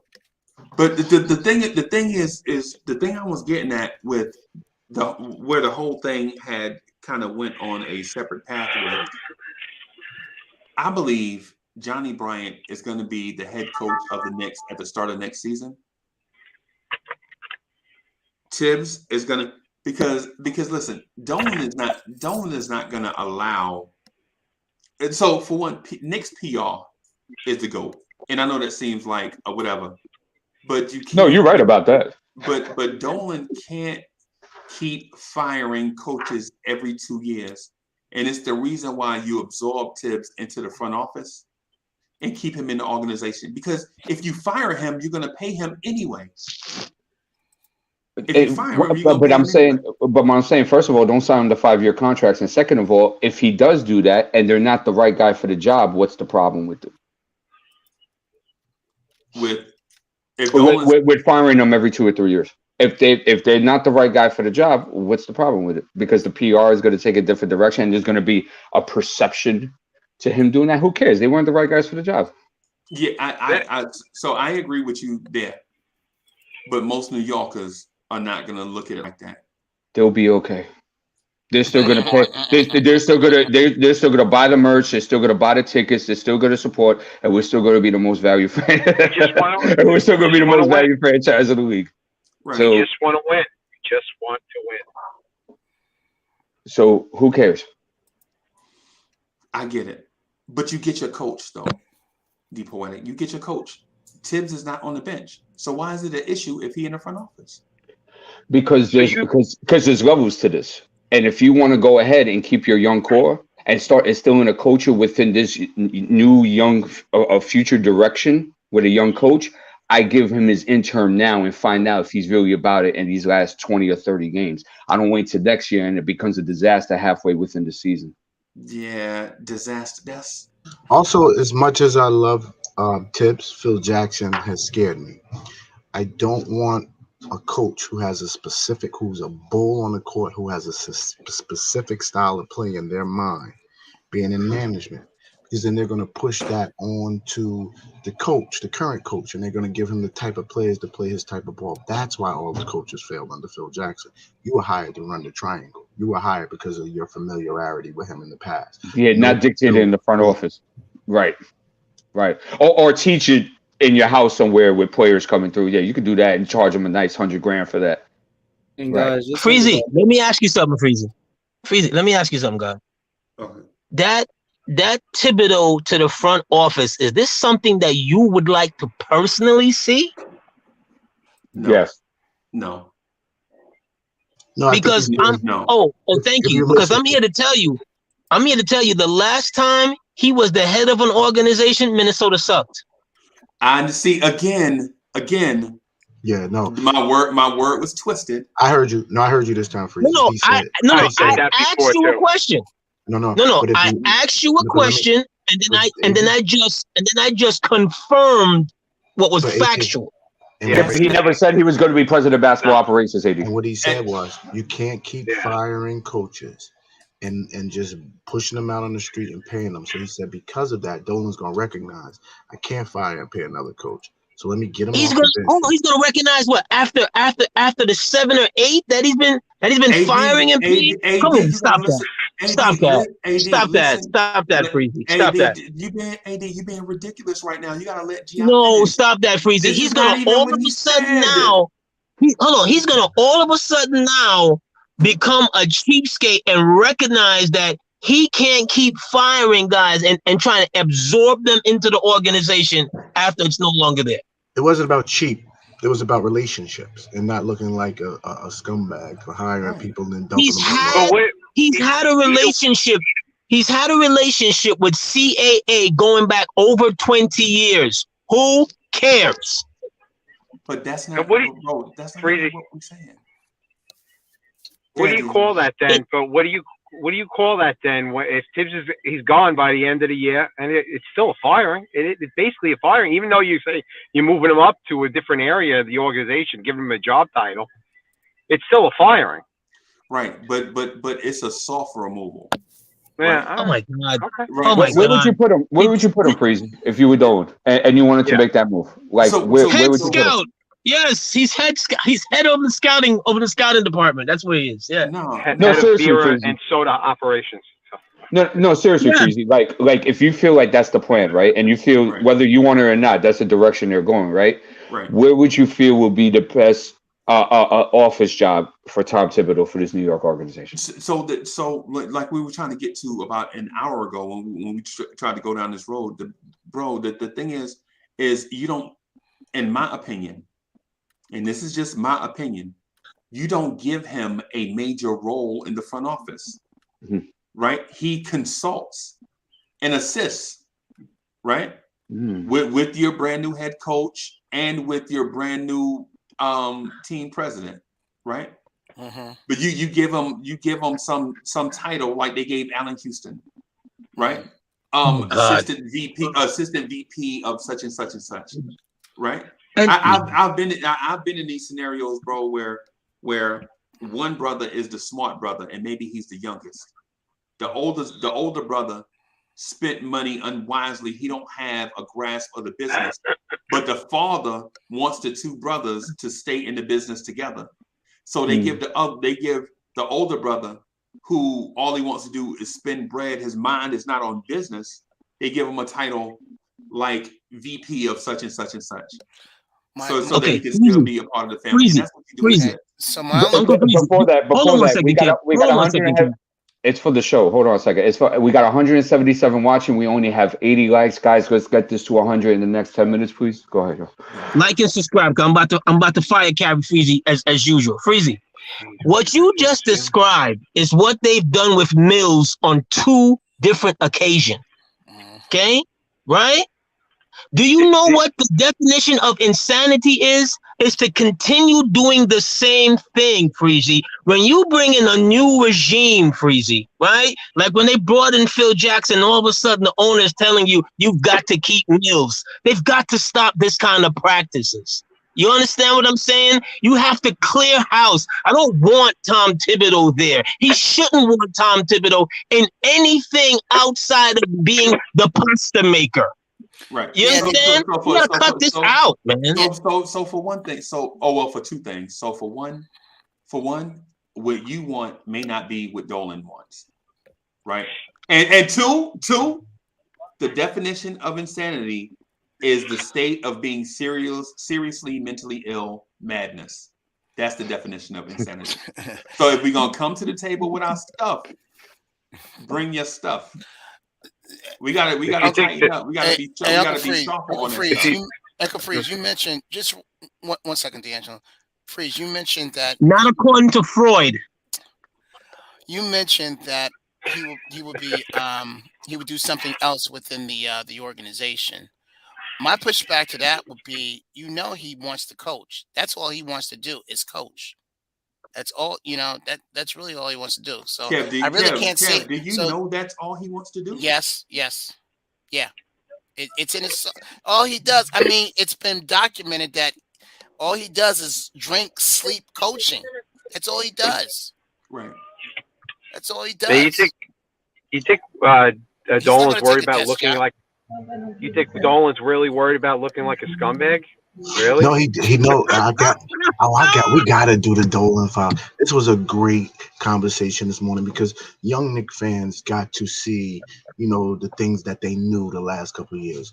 Dolan has done a good job the last 5-6 years since Phil was here. He learned how to kind of hide. He doesn't talk too much. So kudos to him. He has gotten better.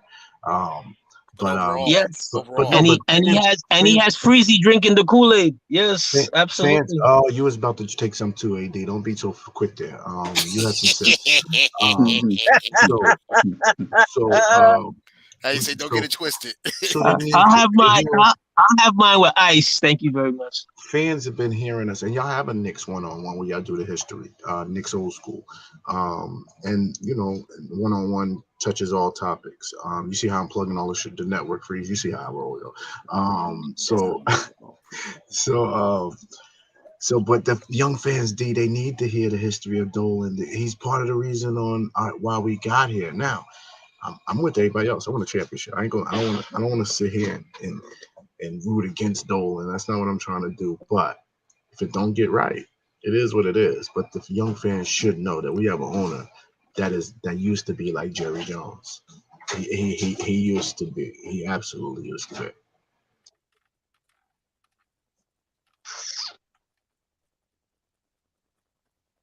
We're it's a mess, y'all. That's all it is. No matter how you shape it, put it down, it's a mess. And we have these arguments over who's the coach, who's the front office, who should be owner, because it's just a darn mess. We can never agree that something's going well because there's not many things going well. Right. That was the point that I was getting at. Like, what it is we are so starved and desperate for championships that we, emote these feelings of, whatever it is, because it's a state of desperation, right? And whether we acknowledge that we're desperate for a chip or not, we are there. Yeah. Because every conversation goes back to, are we building towards a chip or not? Right? Whereas if you're the Toronto Raptors, you don't have to have that conversation because you won one recently. Yeah. Now you're like, you know what? We can take our time and rebuild with young guys and make another run in a few years. Right. Right. If you're the Golden State Warriors, you can say, well, we want to take advantage of Steph and Clay's final few years, but in case we can't win with them, we can still backfill the roster with young, talented guys like Kuminga and Moody and Wiseman and Poole to make another run in the future. But the Knicks, you don't have a Steph and a Clay who've won championships before, right? And you don't have a young core with a blue chipper in it to say we can win a championship in 2 seasons. We are in what they call purgatory. Like he's stuck in the middle of these two places. We are lukewarm, right? We are not hot and we are not cold. We're in that middle place. And it frustrates us as Knicks fans because we watch teams around us that we feel like don't deserve to be in those spots win and succeed. Like we legit watched the Phoenix Suns go to the NBA Finals. They had a 2-0 lead in the NBA Finals. And lost. Right. And then they didn't rest on their laurels either. They just, came back and, on the cusp of, going again. Right. Right. So, Freezy, I'll say this to you about your Tom Thibodeau thing of something that might happen. I just don't see. You see, and now if that does happen, is it because Dolan's just tired of just hiring people, firing them, and then having to pay them off, and they ain't contributing jack diddly, which is what you're getting to in so many words. Right. Right. Well, what I'm saying is this has always been the plan, but you can't say that in public. And I think Tom Thibodeau and the direction of the team, the non-success has fast-tracked the Johnny Bryant head coaching thing. Right? Because if the Knicks, think about this. Today the Knicks record is what, 25 and 33 or something like that? Yeah. If their record was reversed, right? If we were 8 games over 500, if we were 33 and 25, would we be having these conversations today? Not to this extreme, no. Right. That's what I'm saying. So that's why I'm saying this thing may be fast track. Hey, Sam, I'm sorry for cutting you off, bro. No, you good. I'm sitting back and I'm enjoying the show. That's what I'm doing. I can't go in on the Dolan topic because I don't have my research on that, so I'm listening. Right. He doesn't You have know his what it is too, band. Freezy, about the 25 and 33? That were also 4 of our last 15 games. Yeah. That's and so to that point that you just made, would we have the same conversation if we had if we were 15 and 4 in our last 19 games? No, right? Things would be a lot different. If we were 15 and 4 over the last 19, the conversations would be different. And that's why I'm thinking that this plan was fast-tracked. It's being fast-tracked, right?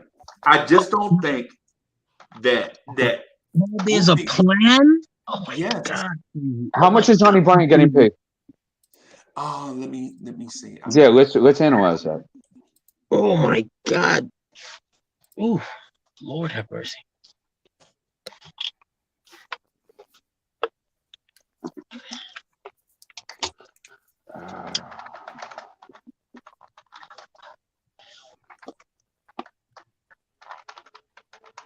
While Freezy's looking up these numbers, never had dead silence. Let me just come on and say again, Freezy, this morning coming up with this topic for this show, you're absolutely bananas, my guy. And you're my guy, but you're just bananas, my G. What? You're just bananas, my guy. You did plan? Anthony, AD. Plan? AD. Have you ever admitted when you're wrong? Have you ever said, you know what? I'm wrong? Of course I have. Because it seems like everything you spit out about the Knicks is like it's gold. Absolutely not. Absolutely not. It's not gold. It's platinum. Oh, it's platinum. Platinum. Right. You know diamonds. My definition of you is and rubies. Narcissistic. Narcissistic. Hey, that's fine. That's fine. You gotta be a narcissistic to come up on here in these shadows and call Dolan smart. Man. Yeah. There's a plan in place. Yeah. I won't say he's smart. He's made plenty of mistakes, but I would say he's trying. Okay. All right. So okay. So AD, if what we're saying is off base, right? How come Tom Thibodeau didn't get to appoint his own associate head coach? To use the words from Uncle Freezy, I don't care. Wow. Okay. I'm just okay. We're gonna go Freezy's reasoning. I don't care. Right. So you're going to use Freezy's reasoning not to answer a legitimate question? No. Hold on a second. When I said it, I knew that there was a point forthcoming, and I wanted to get to hold on a second. AD said it to dodge your question. Hold on a second, right? Whether you know what? I don't have the answer to that question. So, but let me then finish up by saying this. We just had a breakthrough. Whether he has an associate head coach or not, who's the one calling the shots on the floor? Would the associate head coach be the one that's getting blamed for not knowing that you've already used your timeout? A couple of weeks ago on this platform here, somebody was pointing out that they had all these assistant coaches, and when I said all of them were nothing more than gym openers, that they kept the keys and rolled out the basketball. AD, how could you say that? How come none of those guys could have told the head coach, yo, you can't do that. You've already used what you had already. It doesn't matter. Associate, assistant, doesn't matter. They don't call shots on the floor when the game is up. They're not the ones getting blamed. I just want to say that I believe, this team finds a way, and I'm just going to throw this out. It's off topic, but if this team finds a way to lose tonight to this Nets team, somebody needs to be unemployed. Who? Tell me, Sam, who do you want unemployed? I want, who I want unemployed, AD. you know I want unemployed.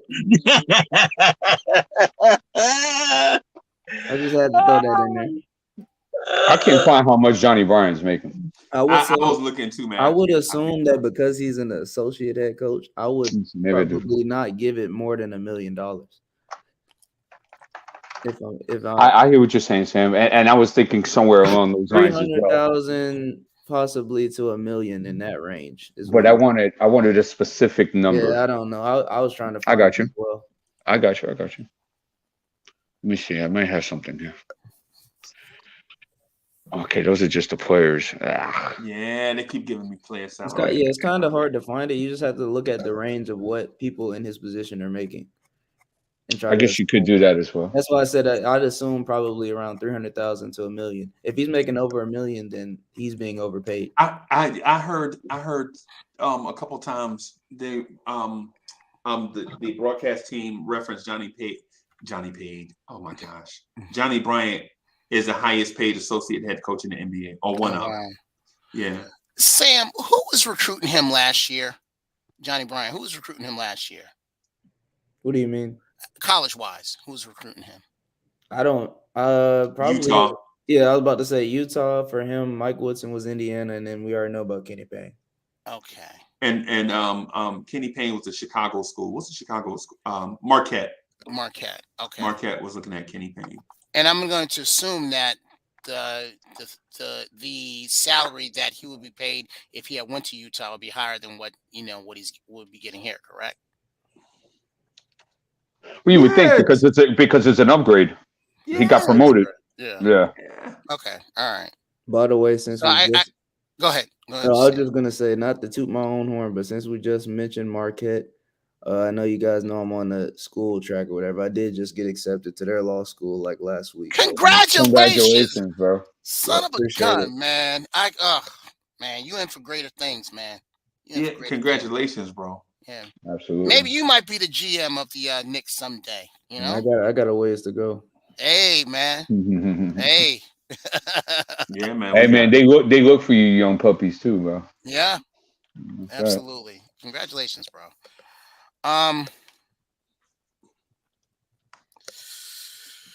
Yeah, I can. Yeah, because it was said that he's making a lot of money for his position, so I wanted to see how much and how long was it in order to kind of give legs to that this was a plan all along. That's why I was trying to look.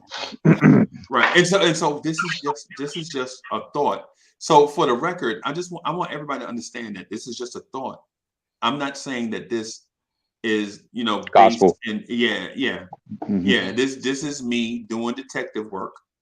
Yep. I just want to say who coined that phrase on here, Kev? That's what you said, Kev? Detective work? I think it was me. No, I think it was me. You can't take credit for everything, bro. How about let I did say it though. I mean, you want me just to give that up? Everything is right, is what I said. No, that's what you said. You said you were 100% right 100% of the time. So this is based in me walking around thinking about some of the clear things that have happened and some of the clear things that are in place, and me reading tea leaves. So I'm not saying that this is based in fact. It's just a thought, and not even a prediction, right? What I did say though, what I think is a prediction is Johnny Bryant is the next head coach of the New York Knicks. That is a prediction by me that I'll stand by, and either take credit for or take the arrows for if it happens or not happens. So that's what I was getting at. So, but the Johnny Bryant thing is intriguing to me because I think from what I've seen, and I don't know what happens away from the cameras, but I've never seen a player frustrated with Johnny Bryant since I've been watching. And that goes all the way back to Utah. Even the random video camera guy, the laptop guy, had his moment where a player was frustrated with him, right? But I hadn't seen anybody frustrated with. I've seen people go to Johnny Bryant like a confidant, like, "Hey, Chop Low is in the building. What's good, Chop?" So here's my thing about your plan, because My question is, whose plan is this? Is it Dolan's plan? Is it Rose and West's plan? Is it whose plan is this? My belief is that this is Leon Rose's plan. Okay. Right. Mm-hmm. And the thing is this. And just imagine me being Leon Rose. Mm-hmm. Right? Bruh, I'm thinking about taking this Knicks job. Thibs is like, for what? You know they're a disaster, bro. Mm-hmm. And Leon Rose is like, I believe if we go in and take a different approach to the same old problem, then we'll get a better result. How we'll do it is, instead of us just stockpiling assets and just trying to trade for a star, we'll just go get our guys. They cool with us anyway. Right? We'll go get a guy. Mm-hmm. And Thibs is like, well, what guy? And Leon Rose is like, name them. How are you and Cat? We good. Media overblow stuff as usual, but that's what the media does. They overblow stuff, right? To sell papers. That's what they do. They do Knicks for clicks. They overblow everything because they're in the entertainment business. They have to sell papers to keep working. So Thibs is like, I'm interested. And Rose is like, bro, you know what they say about you in Chicago? You know what they say?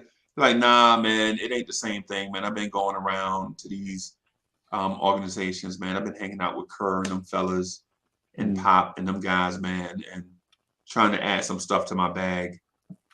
Because in my opinion, either you're winning or you're learning.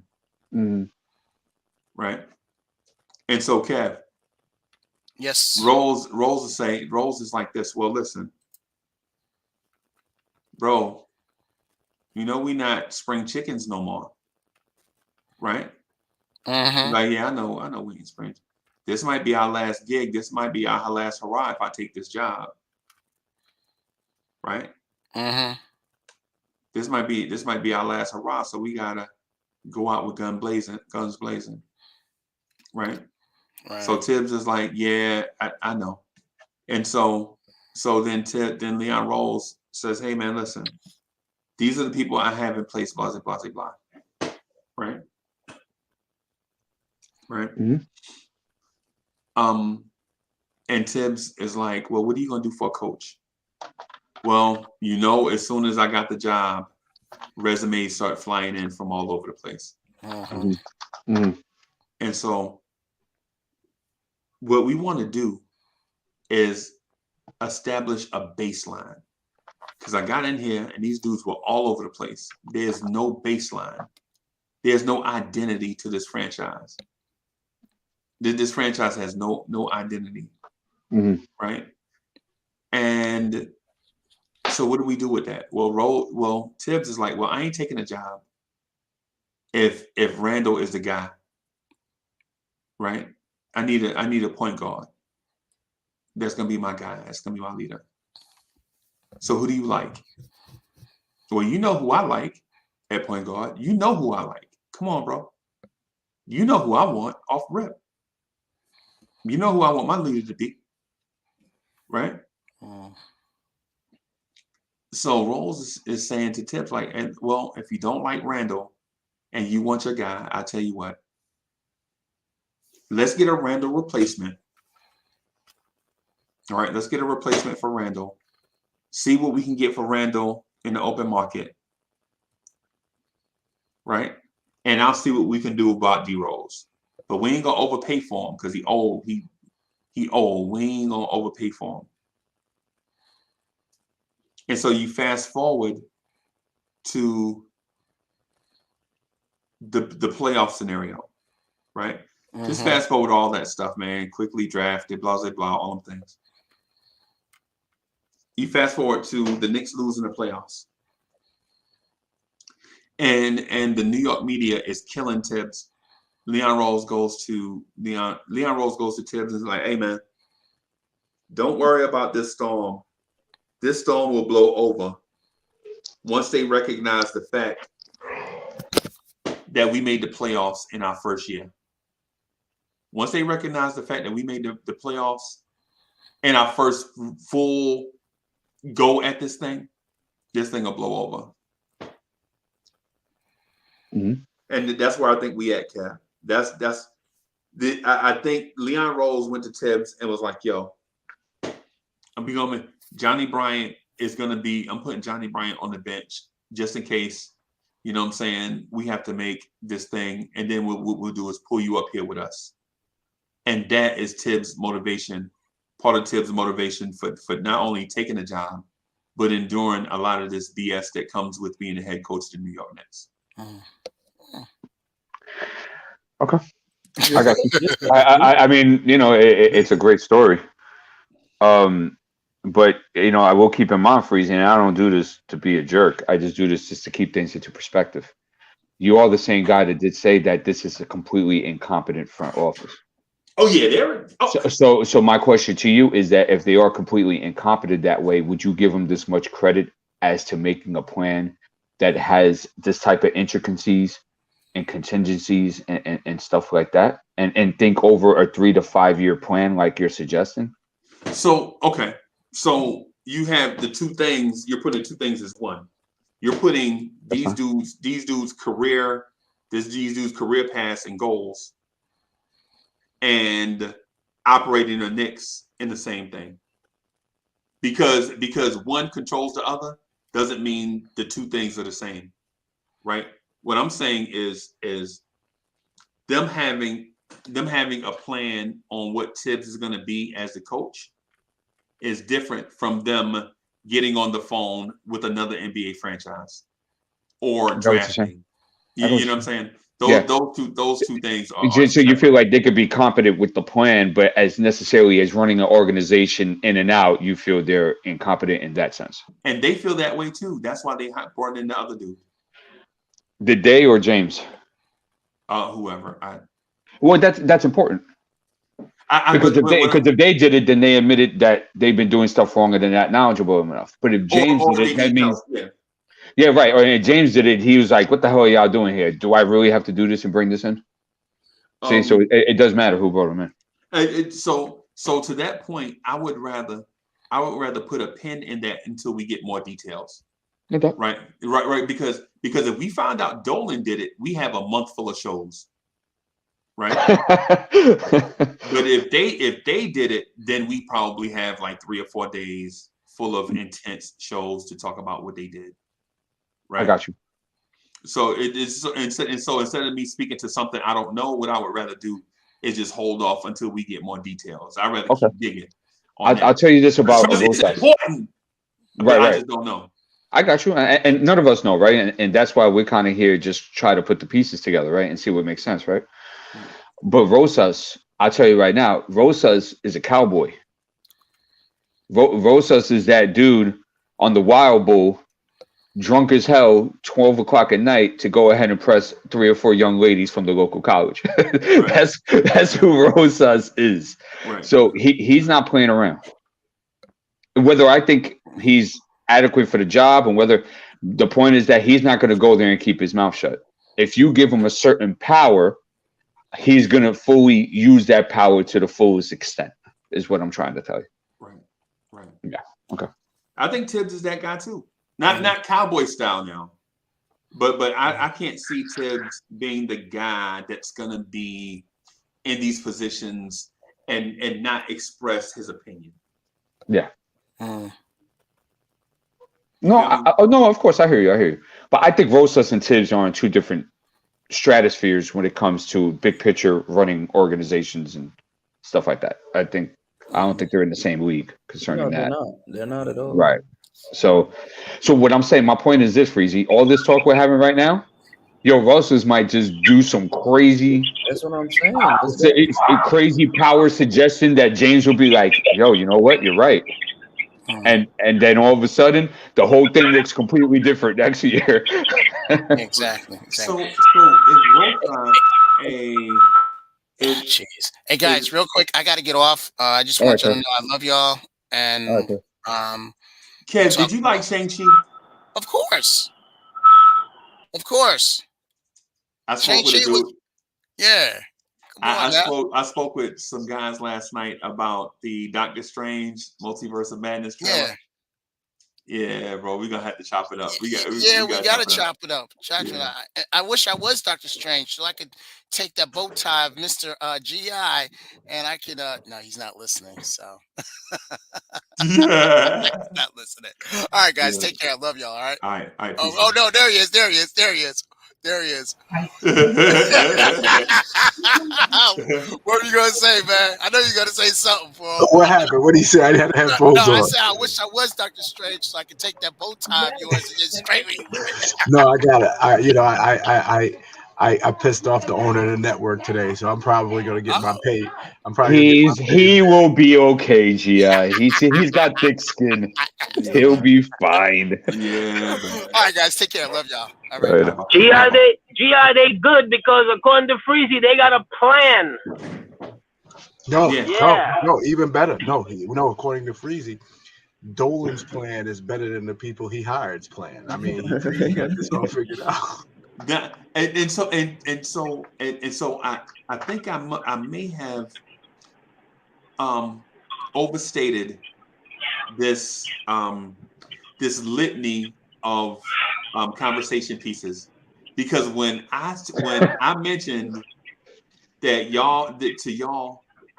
that the front office had a plan of their protecting their careers, I thought y'all were gonna jump all over me. Money grabbers, Uncle Freezy. They all money grabbers. Agents think a certain. That's where I thought the conversation was gonna go. Y'all didn't go there. Well, I mean, they still are. We're not doubting that. I just gave you the time to exercise your plan to see how much sense it made. Right. And in some ways, and don't. In some ways, it's completely possible. But what falters that thinking is Rosas coming into the picture a couple of weeks ago. And Goldilocks didn't get to the fourth beer for the last piece of porridge. Yeah. Boy, AD, why you always coming in causing trouble, man? Why you a troublemaker? Because I'm the old Eddie Kane of this. And I'm here to cut the crap out of Freezy and these crazy arguments of plans, and you can't say plan and Knicks. You can't say plan and Knicks in the same sentence. That's an oxymoron. That doesn't make that. You out of here, Freezy, with that. And you wanna go down this long, tube ride of how it could have and why, and get down to the bottom of the water. Fall right into it, man. No. Come on, man. Some things, AD, some things deserve contrition and some things do not. Right? When your front office does not speak to you, you can't say what they were going to do when you hadn't heard anything from them. You have to read the tea leaves. And they leave breadcrumbs out there for you to do that. Yes, they do.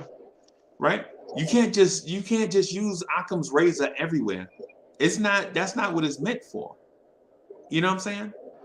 I get what you're saying. I get what you're saying about. I prefer a Molotov cocktail, please. Thank you. Okay. All right. Whatever. All right. Yeah, I gotta slide out. Y'all be easy, peace and blessings. I gotta slide out. Sam, what's the medical stuff tonight? By the way, who's out? Who's in? I got you before I leave. So for tonight, yo, Sam. Also, congrats on your educational pursuit, my guy. Congrats. I want to just pop that in. Appreciate that. Okay, the medical for tonight. Yeah, Rose is out. Noel is out again. Barrett is out. For the Nets, we got Kyrie. He can't play, of course. Simmons is out. Joe Harris out, and KD is out. So it looks like we're playing the Brooklyn Nets G League superstars, led by Seth Curry and Andre Drummond. And that bruised Sacramento by 30 exactly. the other night. By the way, that's what we're dealing with tonight. And By we the way, just lost guys, to OKC's G League team. I just wanted to point this out too. By the way, about RJ Barrett, he didn't miss. I don't think he missed a game last year, and this is his fourth in a row he's out. Yeah. So yeah, not a good look, Thibs. I'm gonna head out on that. Thank you, Dr. Sam. Appreciate it. Blessings to you, Sam. Congratulations again. Yeah, man. Dang it. I forgot there's a game tonight. Yeah. Oh, that's right. No freestyle. Yeah, that's we get jigged a lot. Y'all can't rock it before the game. I could. I don't know if you could do it 6:30 to 7:30, and then or something of that nature. I've been asking the network to make adjustments. Thank you for stepping in the general manager role. Yeah. But it's not. It's how can you have a freestyle without free key though?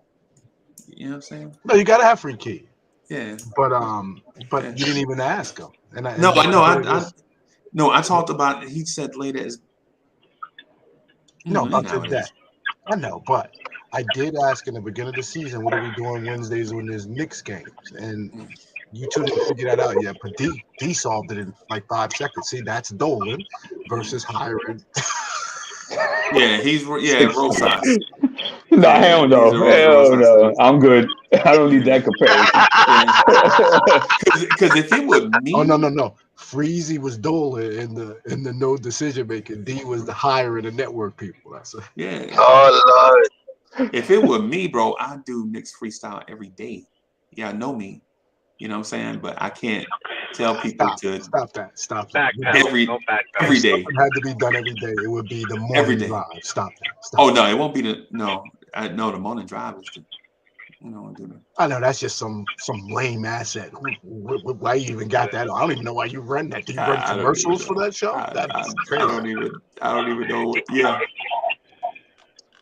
And I was looking for when you saying that I was looking for the commercial, man. But dang it. But anyway, the thing I wanted to get to though is, will Knicks fans be satisfied with Johnny Bryant? Right, and the other thing that I want to speak to is, and I don't know if it has legs or not, and I mentioned it, but is this a money grab thing? Thibs, Worldwide West, Leon Rose, all these cronies. I say cronies, and it's not fair, but is it like a? Because JJ from Florida put something on Twitter. JJ from Florida, and notice I'm giving credit to a source, and I know that's like a unknown concept. You know what I'm saying, in our space, like giving people credit for doing something. But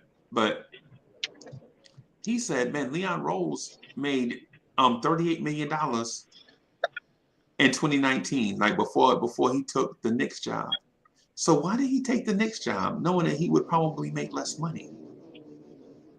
Why do we hire him? Yeah.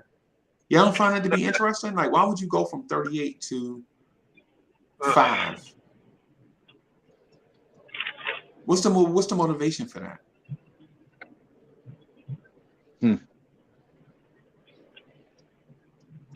Say that again. People missed that. So JJ from Florida tweeted that Leon Rose made $38 million in 2019 from CAA, right? Why would he take the Knicks job for 1/7 of the pay? 1/8 of the pay. Why did Bloomberg, who was worth $12 billion at the time, take the job of being the mayor? Because he was looking at the long-term picture. When he left office, he was worth $30 billion. Yeah. But you can't have. In Bloomberg's case, you could still run your media empire, right? Because there's no conflict of interest between or no direct conflict of interest between Bloomberg and his media entities. Between the politics and media. Yeah. But there is a direct conflict of interest between a team and agents, right? Because agents negotiate on the behalf of players. And so you can't have a team president negotiate on the behalf of players and negotiate on the behalf of owners at the same time. So he had to cede. That's the reason why the Leon Rose being the man thing wasn't official until 6 weeks after we knew it had actually happened. He couldn't take over until he ceded all those things legally, right? To dodge the conflict of interest thing, right? So what's Leon Rose's motivation? Why would he do it?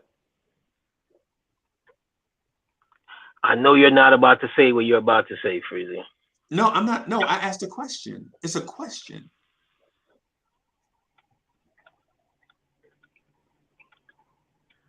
Well, I would say, Freezy, that there's some talk of long game in the future with this. Yeah. Because there's no way you cut that and not have a plan in the future 3 or 5 years down the line.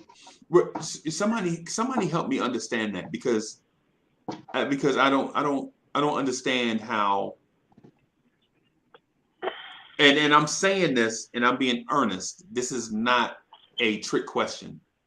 I don't understand how 5 years of making, let's just say $25 million or whatever he's going to make, total, is gonna make him more money on the other side of the contract with CAA, especially at his advanced age of 62. Right. Well, he's probably looking at it as a step up for him. Then it's, taking not this money-wise. job. Well, not money wise, but just name on resume. You know what I mean? Him being the leader, front office of the Knicks. So I don't know. You know what's funny, Freezy, that I just thought while you were just having this too, that you ever met those people that they've done a lot of things in their life, right? And their ego will tell them, but you didn't do this one thing. And you always wanted to do it. Yeah. And you've done everything in your life. You made your money. Your family's good. You put a company and an empire on the world to watch. But you always wanted to be a front office guy. Right. And you always wanted to run a team. Right. Yeah. I'm just trying to throw out the different alternatives to this. That could be a thing where it's kind of like an ego-driven thing where it's like, this is something I always wanted to do. Okay. Hey, Wes, listen, man, we made our money. You down for this? And Wes is like, well, I'm going to make the money anyway, so that don't matter. Right. I'll be honest with you. I'll be honest with you. So oh boy. I'm kind of that person a little bit. Right. So I've done some things in my professional career, right? Done some and had successes, right? But I didn't necessarily like, even though I'm a grinder. See, I'm a grinder, in case y'all don't know. Like every time y'all talk to me, I'm doing something. I'm pill-paddling around, trying to do something, trying to make something better, right? Yeah, I'm a grinder, right? So I have in my background, I've done some stuff for other people and was successful at it. But I always wanted to do one thing on my own. And this is a part of it, right? This right here. Now, this right here takes a lot of time with minutia, right? Like things that are, AD, you at the gas station? You scratching lottery tickets? I don't pump my own gas, buddy. Oh, I forgot. God dog it. Would you tell Chauncey to hurry up? Get it together. Get it together, brother. Tell Chauncey to hurry up, bro. So D, so what you're asking, yes, yeah.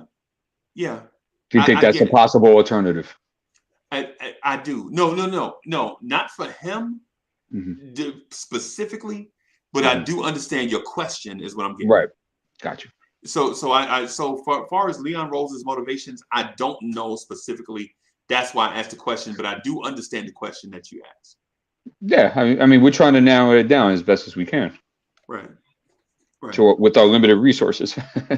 Right. And so, go ahead, D'Angelo. I'm sorry. No. Go ahead. No, finish your point. Go ahead. I just want to finish your point. D'Angelo, this is our joint. Oh, no. Bro, go ahead and say what you're gonna say.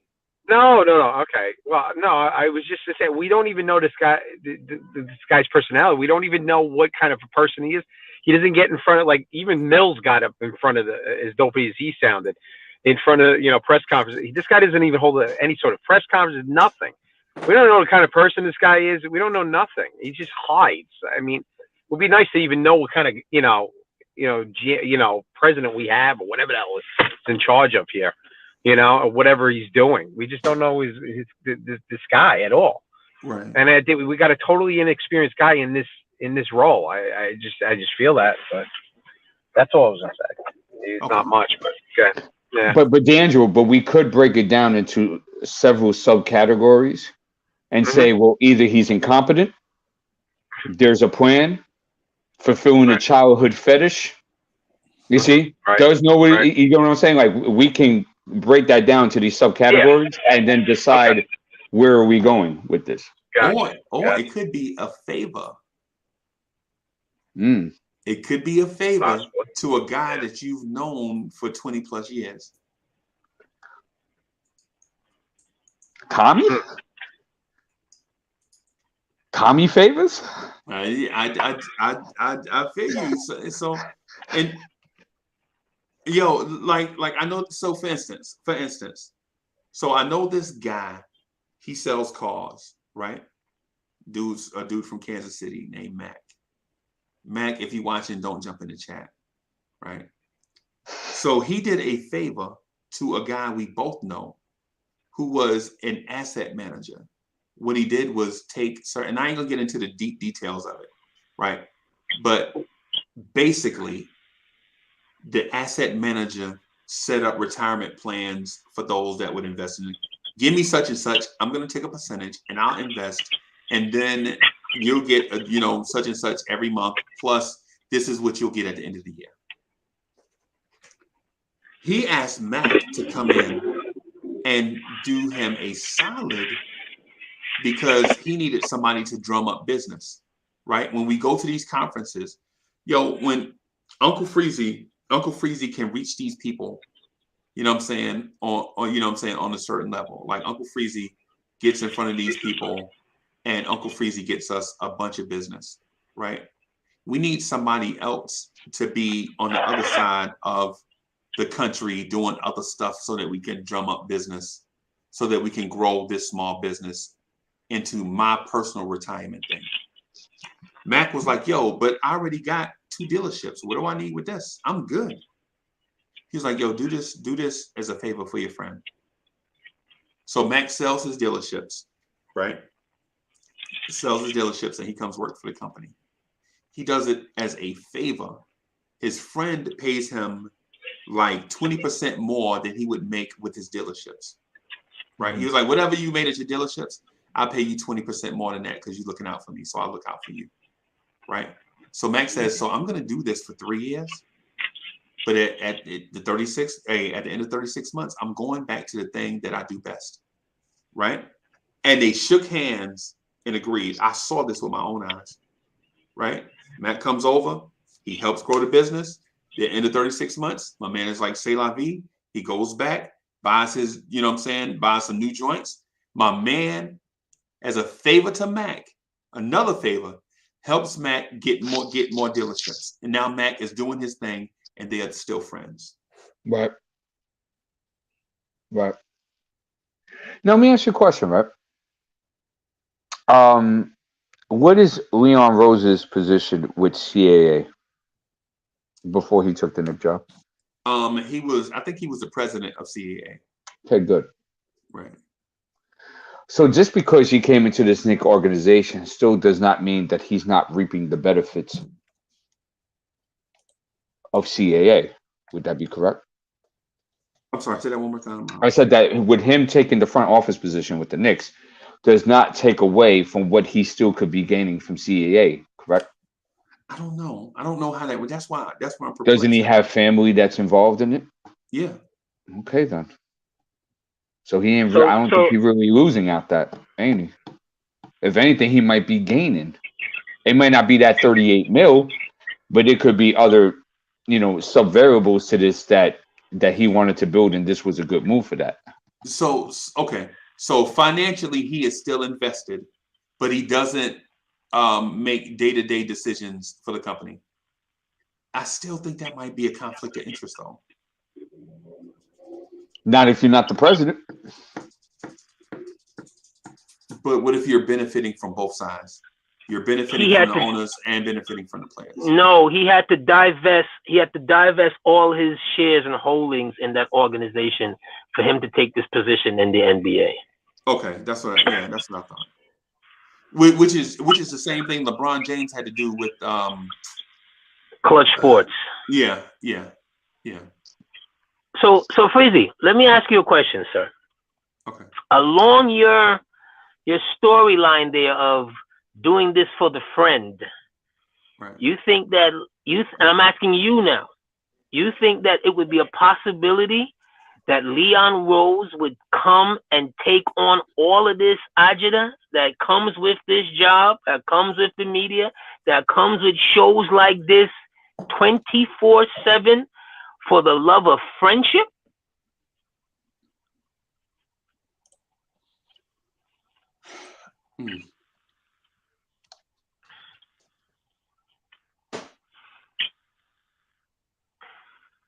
I don't know. I don't know. So what I'm doing, AD, listen, what I'm doing is okay. So don't confuse me. I'm just asking you. I'm just asking you. Do you think he would do that? All right. I don't know. I don't know. I'm asking the questions, bro. And I'm not saying I'm in charge of asking the questions. I'm asking. Well, no. I'm investigating the possibilities. Is a better way to say it. Right. I'm just playing devil's advocate, so to speak, because I couldn't see why anybody would come into the belly of the beast for the love of the game, for the love of friendship. Millionaires don't do that. They don't do that to other millionaires. I'm just gonna, and tax write off this. I'm just gonna go to my doctor and tell my doctor, my blood pressure is 200 over 400 because I like Dolan. We've been friends for the last 30 years. That wouldn't be a reasoning that I would come to. It would have to be a long range situation for him. Like, I'm not making $38 million this year, but okay, maybe at the end of this 5-year contract, whatever side deals we have, it's going to pay me $500 million. I understand what you mean. You see what I'm saying? That's just a whole lot. That's just a whole lot to undertake in this belly of the beast. Which is one of the reasons why he does not speak, not even on his own network. Right. He says nothing. I get it. But these dudes. Okay. So I will say this, and I know this from personal experience. These dudes, at a certain level, they think differently from regular folks because they can. Regular folks think a certain way because they have to, right? Like for instance, you and I, when you and I see that gas went up 8 cents overnight, we're like, God dog it. Gas went up 8 cents overnight, right? But when you don't have to worry about gas prices, you don't think about gas. You know what I'm saying? You don't think about stuff like that. And so what I'm getting at with Leon Rose and these guys, Leon Rose has had so many successes in his life that I don't think he has to think about you. He don't care nothing about talking to the media because he don't have to. Who gonna make him? Right? Yo. And on doesn't mean that he's not catching the shrapnel. Doesn't mean that he's not feeling what's going on out there, because he does. If the owner feels it, you see, if the owner feels it, when I mean feel it, I mean perfect example, right? Fizdale's last year here, they got blown out by what, 50 points? Was it back-to-back games they got blown out by 50? Or which game was it that he summoned the general manager Mills and Perry, and they had to go have an impromptu press conference, right? Because he was embarrassed. He felt it. So believe me, anybody who's below him in a game like that, you're going, and if you're in attendance, what we've seen from James Dolan is that you can catch it. If he's going to be embarrassed, you're going to be embarrassed. You can feel it. So I don't think he's above all of that. Not when his name is not at the top of the pyramid. Well, AD, so again, I never said that Leon Rose never talks. I said he doesn't talk to the media, and who's going to force him? I'm sure he's got conversations internally. I'm sure they have conversations internally amongst themselves. But in terms of the red light, only Uncle Freezy do that every day. And D Poetic. That's just what it, but on that note, y'all, I gotta get out of here so that I can do some stuff during the day. Some daily Bless stuff. up Uncle Freezy. Bless up Uncle Freeze. Bim. Hey, you got my message? I sent you the email? Yeah, I sent you back my email message. Yeah. Bim, okay, perfect. I'm gonna work on that Friday night, Saturday morning. Hey, D, you want to say something before we get out of here, bro? No, I'm good. I gotta ask you something, but we'll do it after this. I'm not gonna be able to do it immediately after this. It's just one question that would take 15 seconds. Okay. Yeah. So. All right. D'Angelo, you want to rock for a few minutes, man, before we get out of here? No, I pretty much covered the gamut today about things. It was a good show. And let's see what we do tonight to get us some steps for tomorrow. So, and that's it. Yeah, thank you, Freezy, as usual, and D, always a great job, and the rest of the panel. Have a great day. Yeah, you gotta talk more. You gotta talk more, bro. I know you be busy, man, but I be needing your energy. Cool. I get fired up real quick. Just say something about Randall. And you'll get D'Angelo rattled up. I've been a good boy with that. I've been a very good boy with that. He's been playing good, but it is what it is. But thank you, Freezy. Thank you, panel. Yeah, man. AD, you got something you wanna? Yeah, as always, it's good to rock on with you guys when I can pop on during the day and pop on with you dudes. You know what I mean? We don't always agree, but we can agree to be disagreeable. Please remember, fans, to like and subscribe to the Blonde Tears, and tune in to the realest morning show, the Old School Ride, with myself, and as I piggyback and fire carry Uncle Freezy Sundays at 11 a.m. He gets a good education every Sunday. You know what I mean? So is fireman carry and not fire carry? You don't carry fireman carry, Freezy. Fireman carry. All right, y'all. Hey, all right, y'all. We'll holler at y'all later. Peace.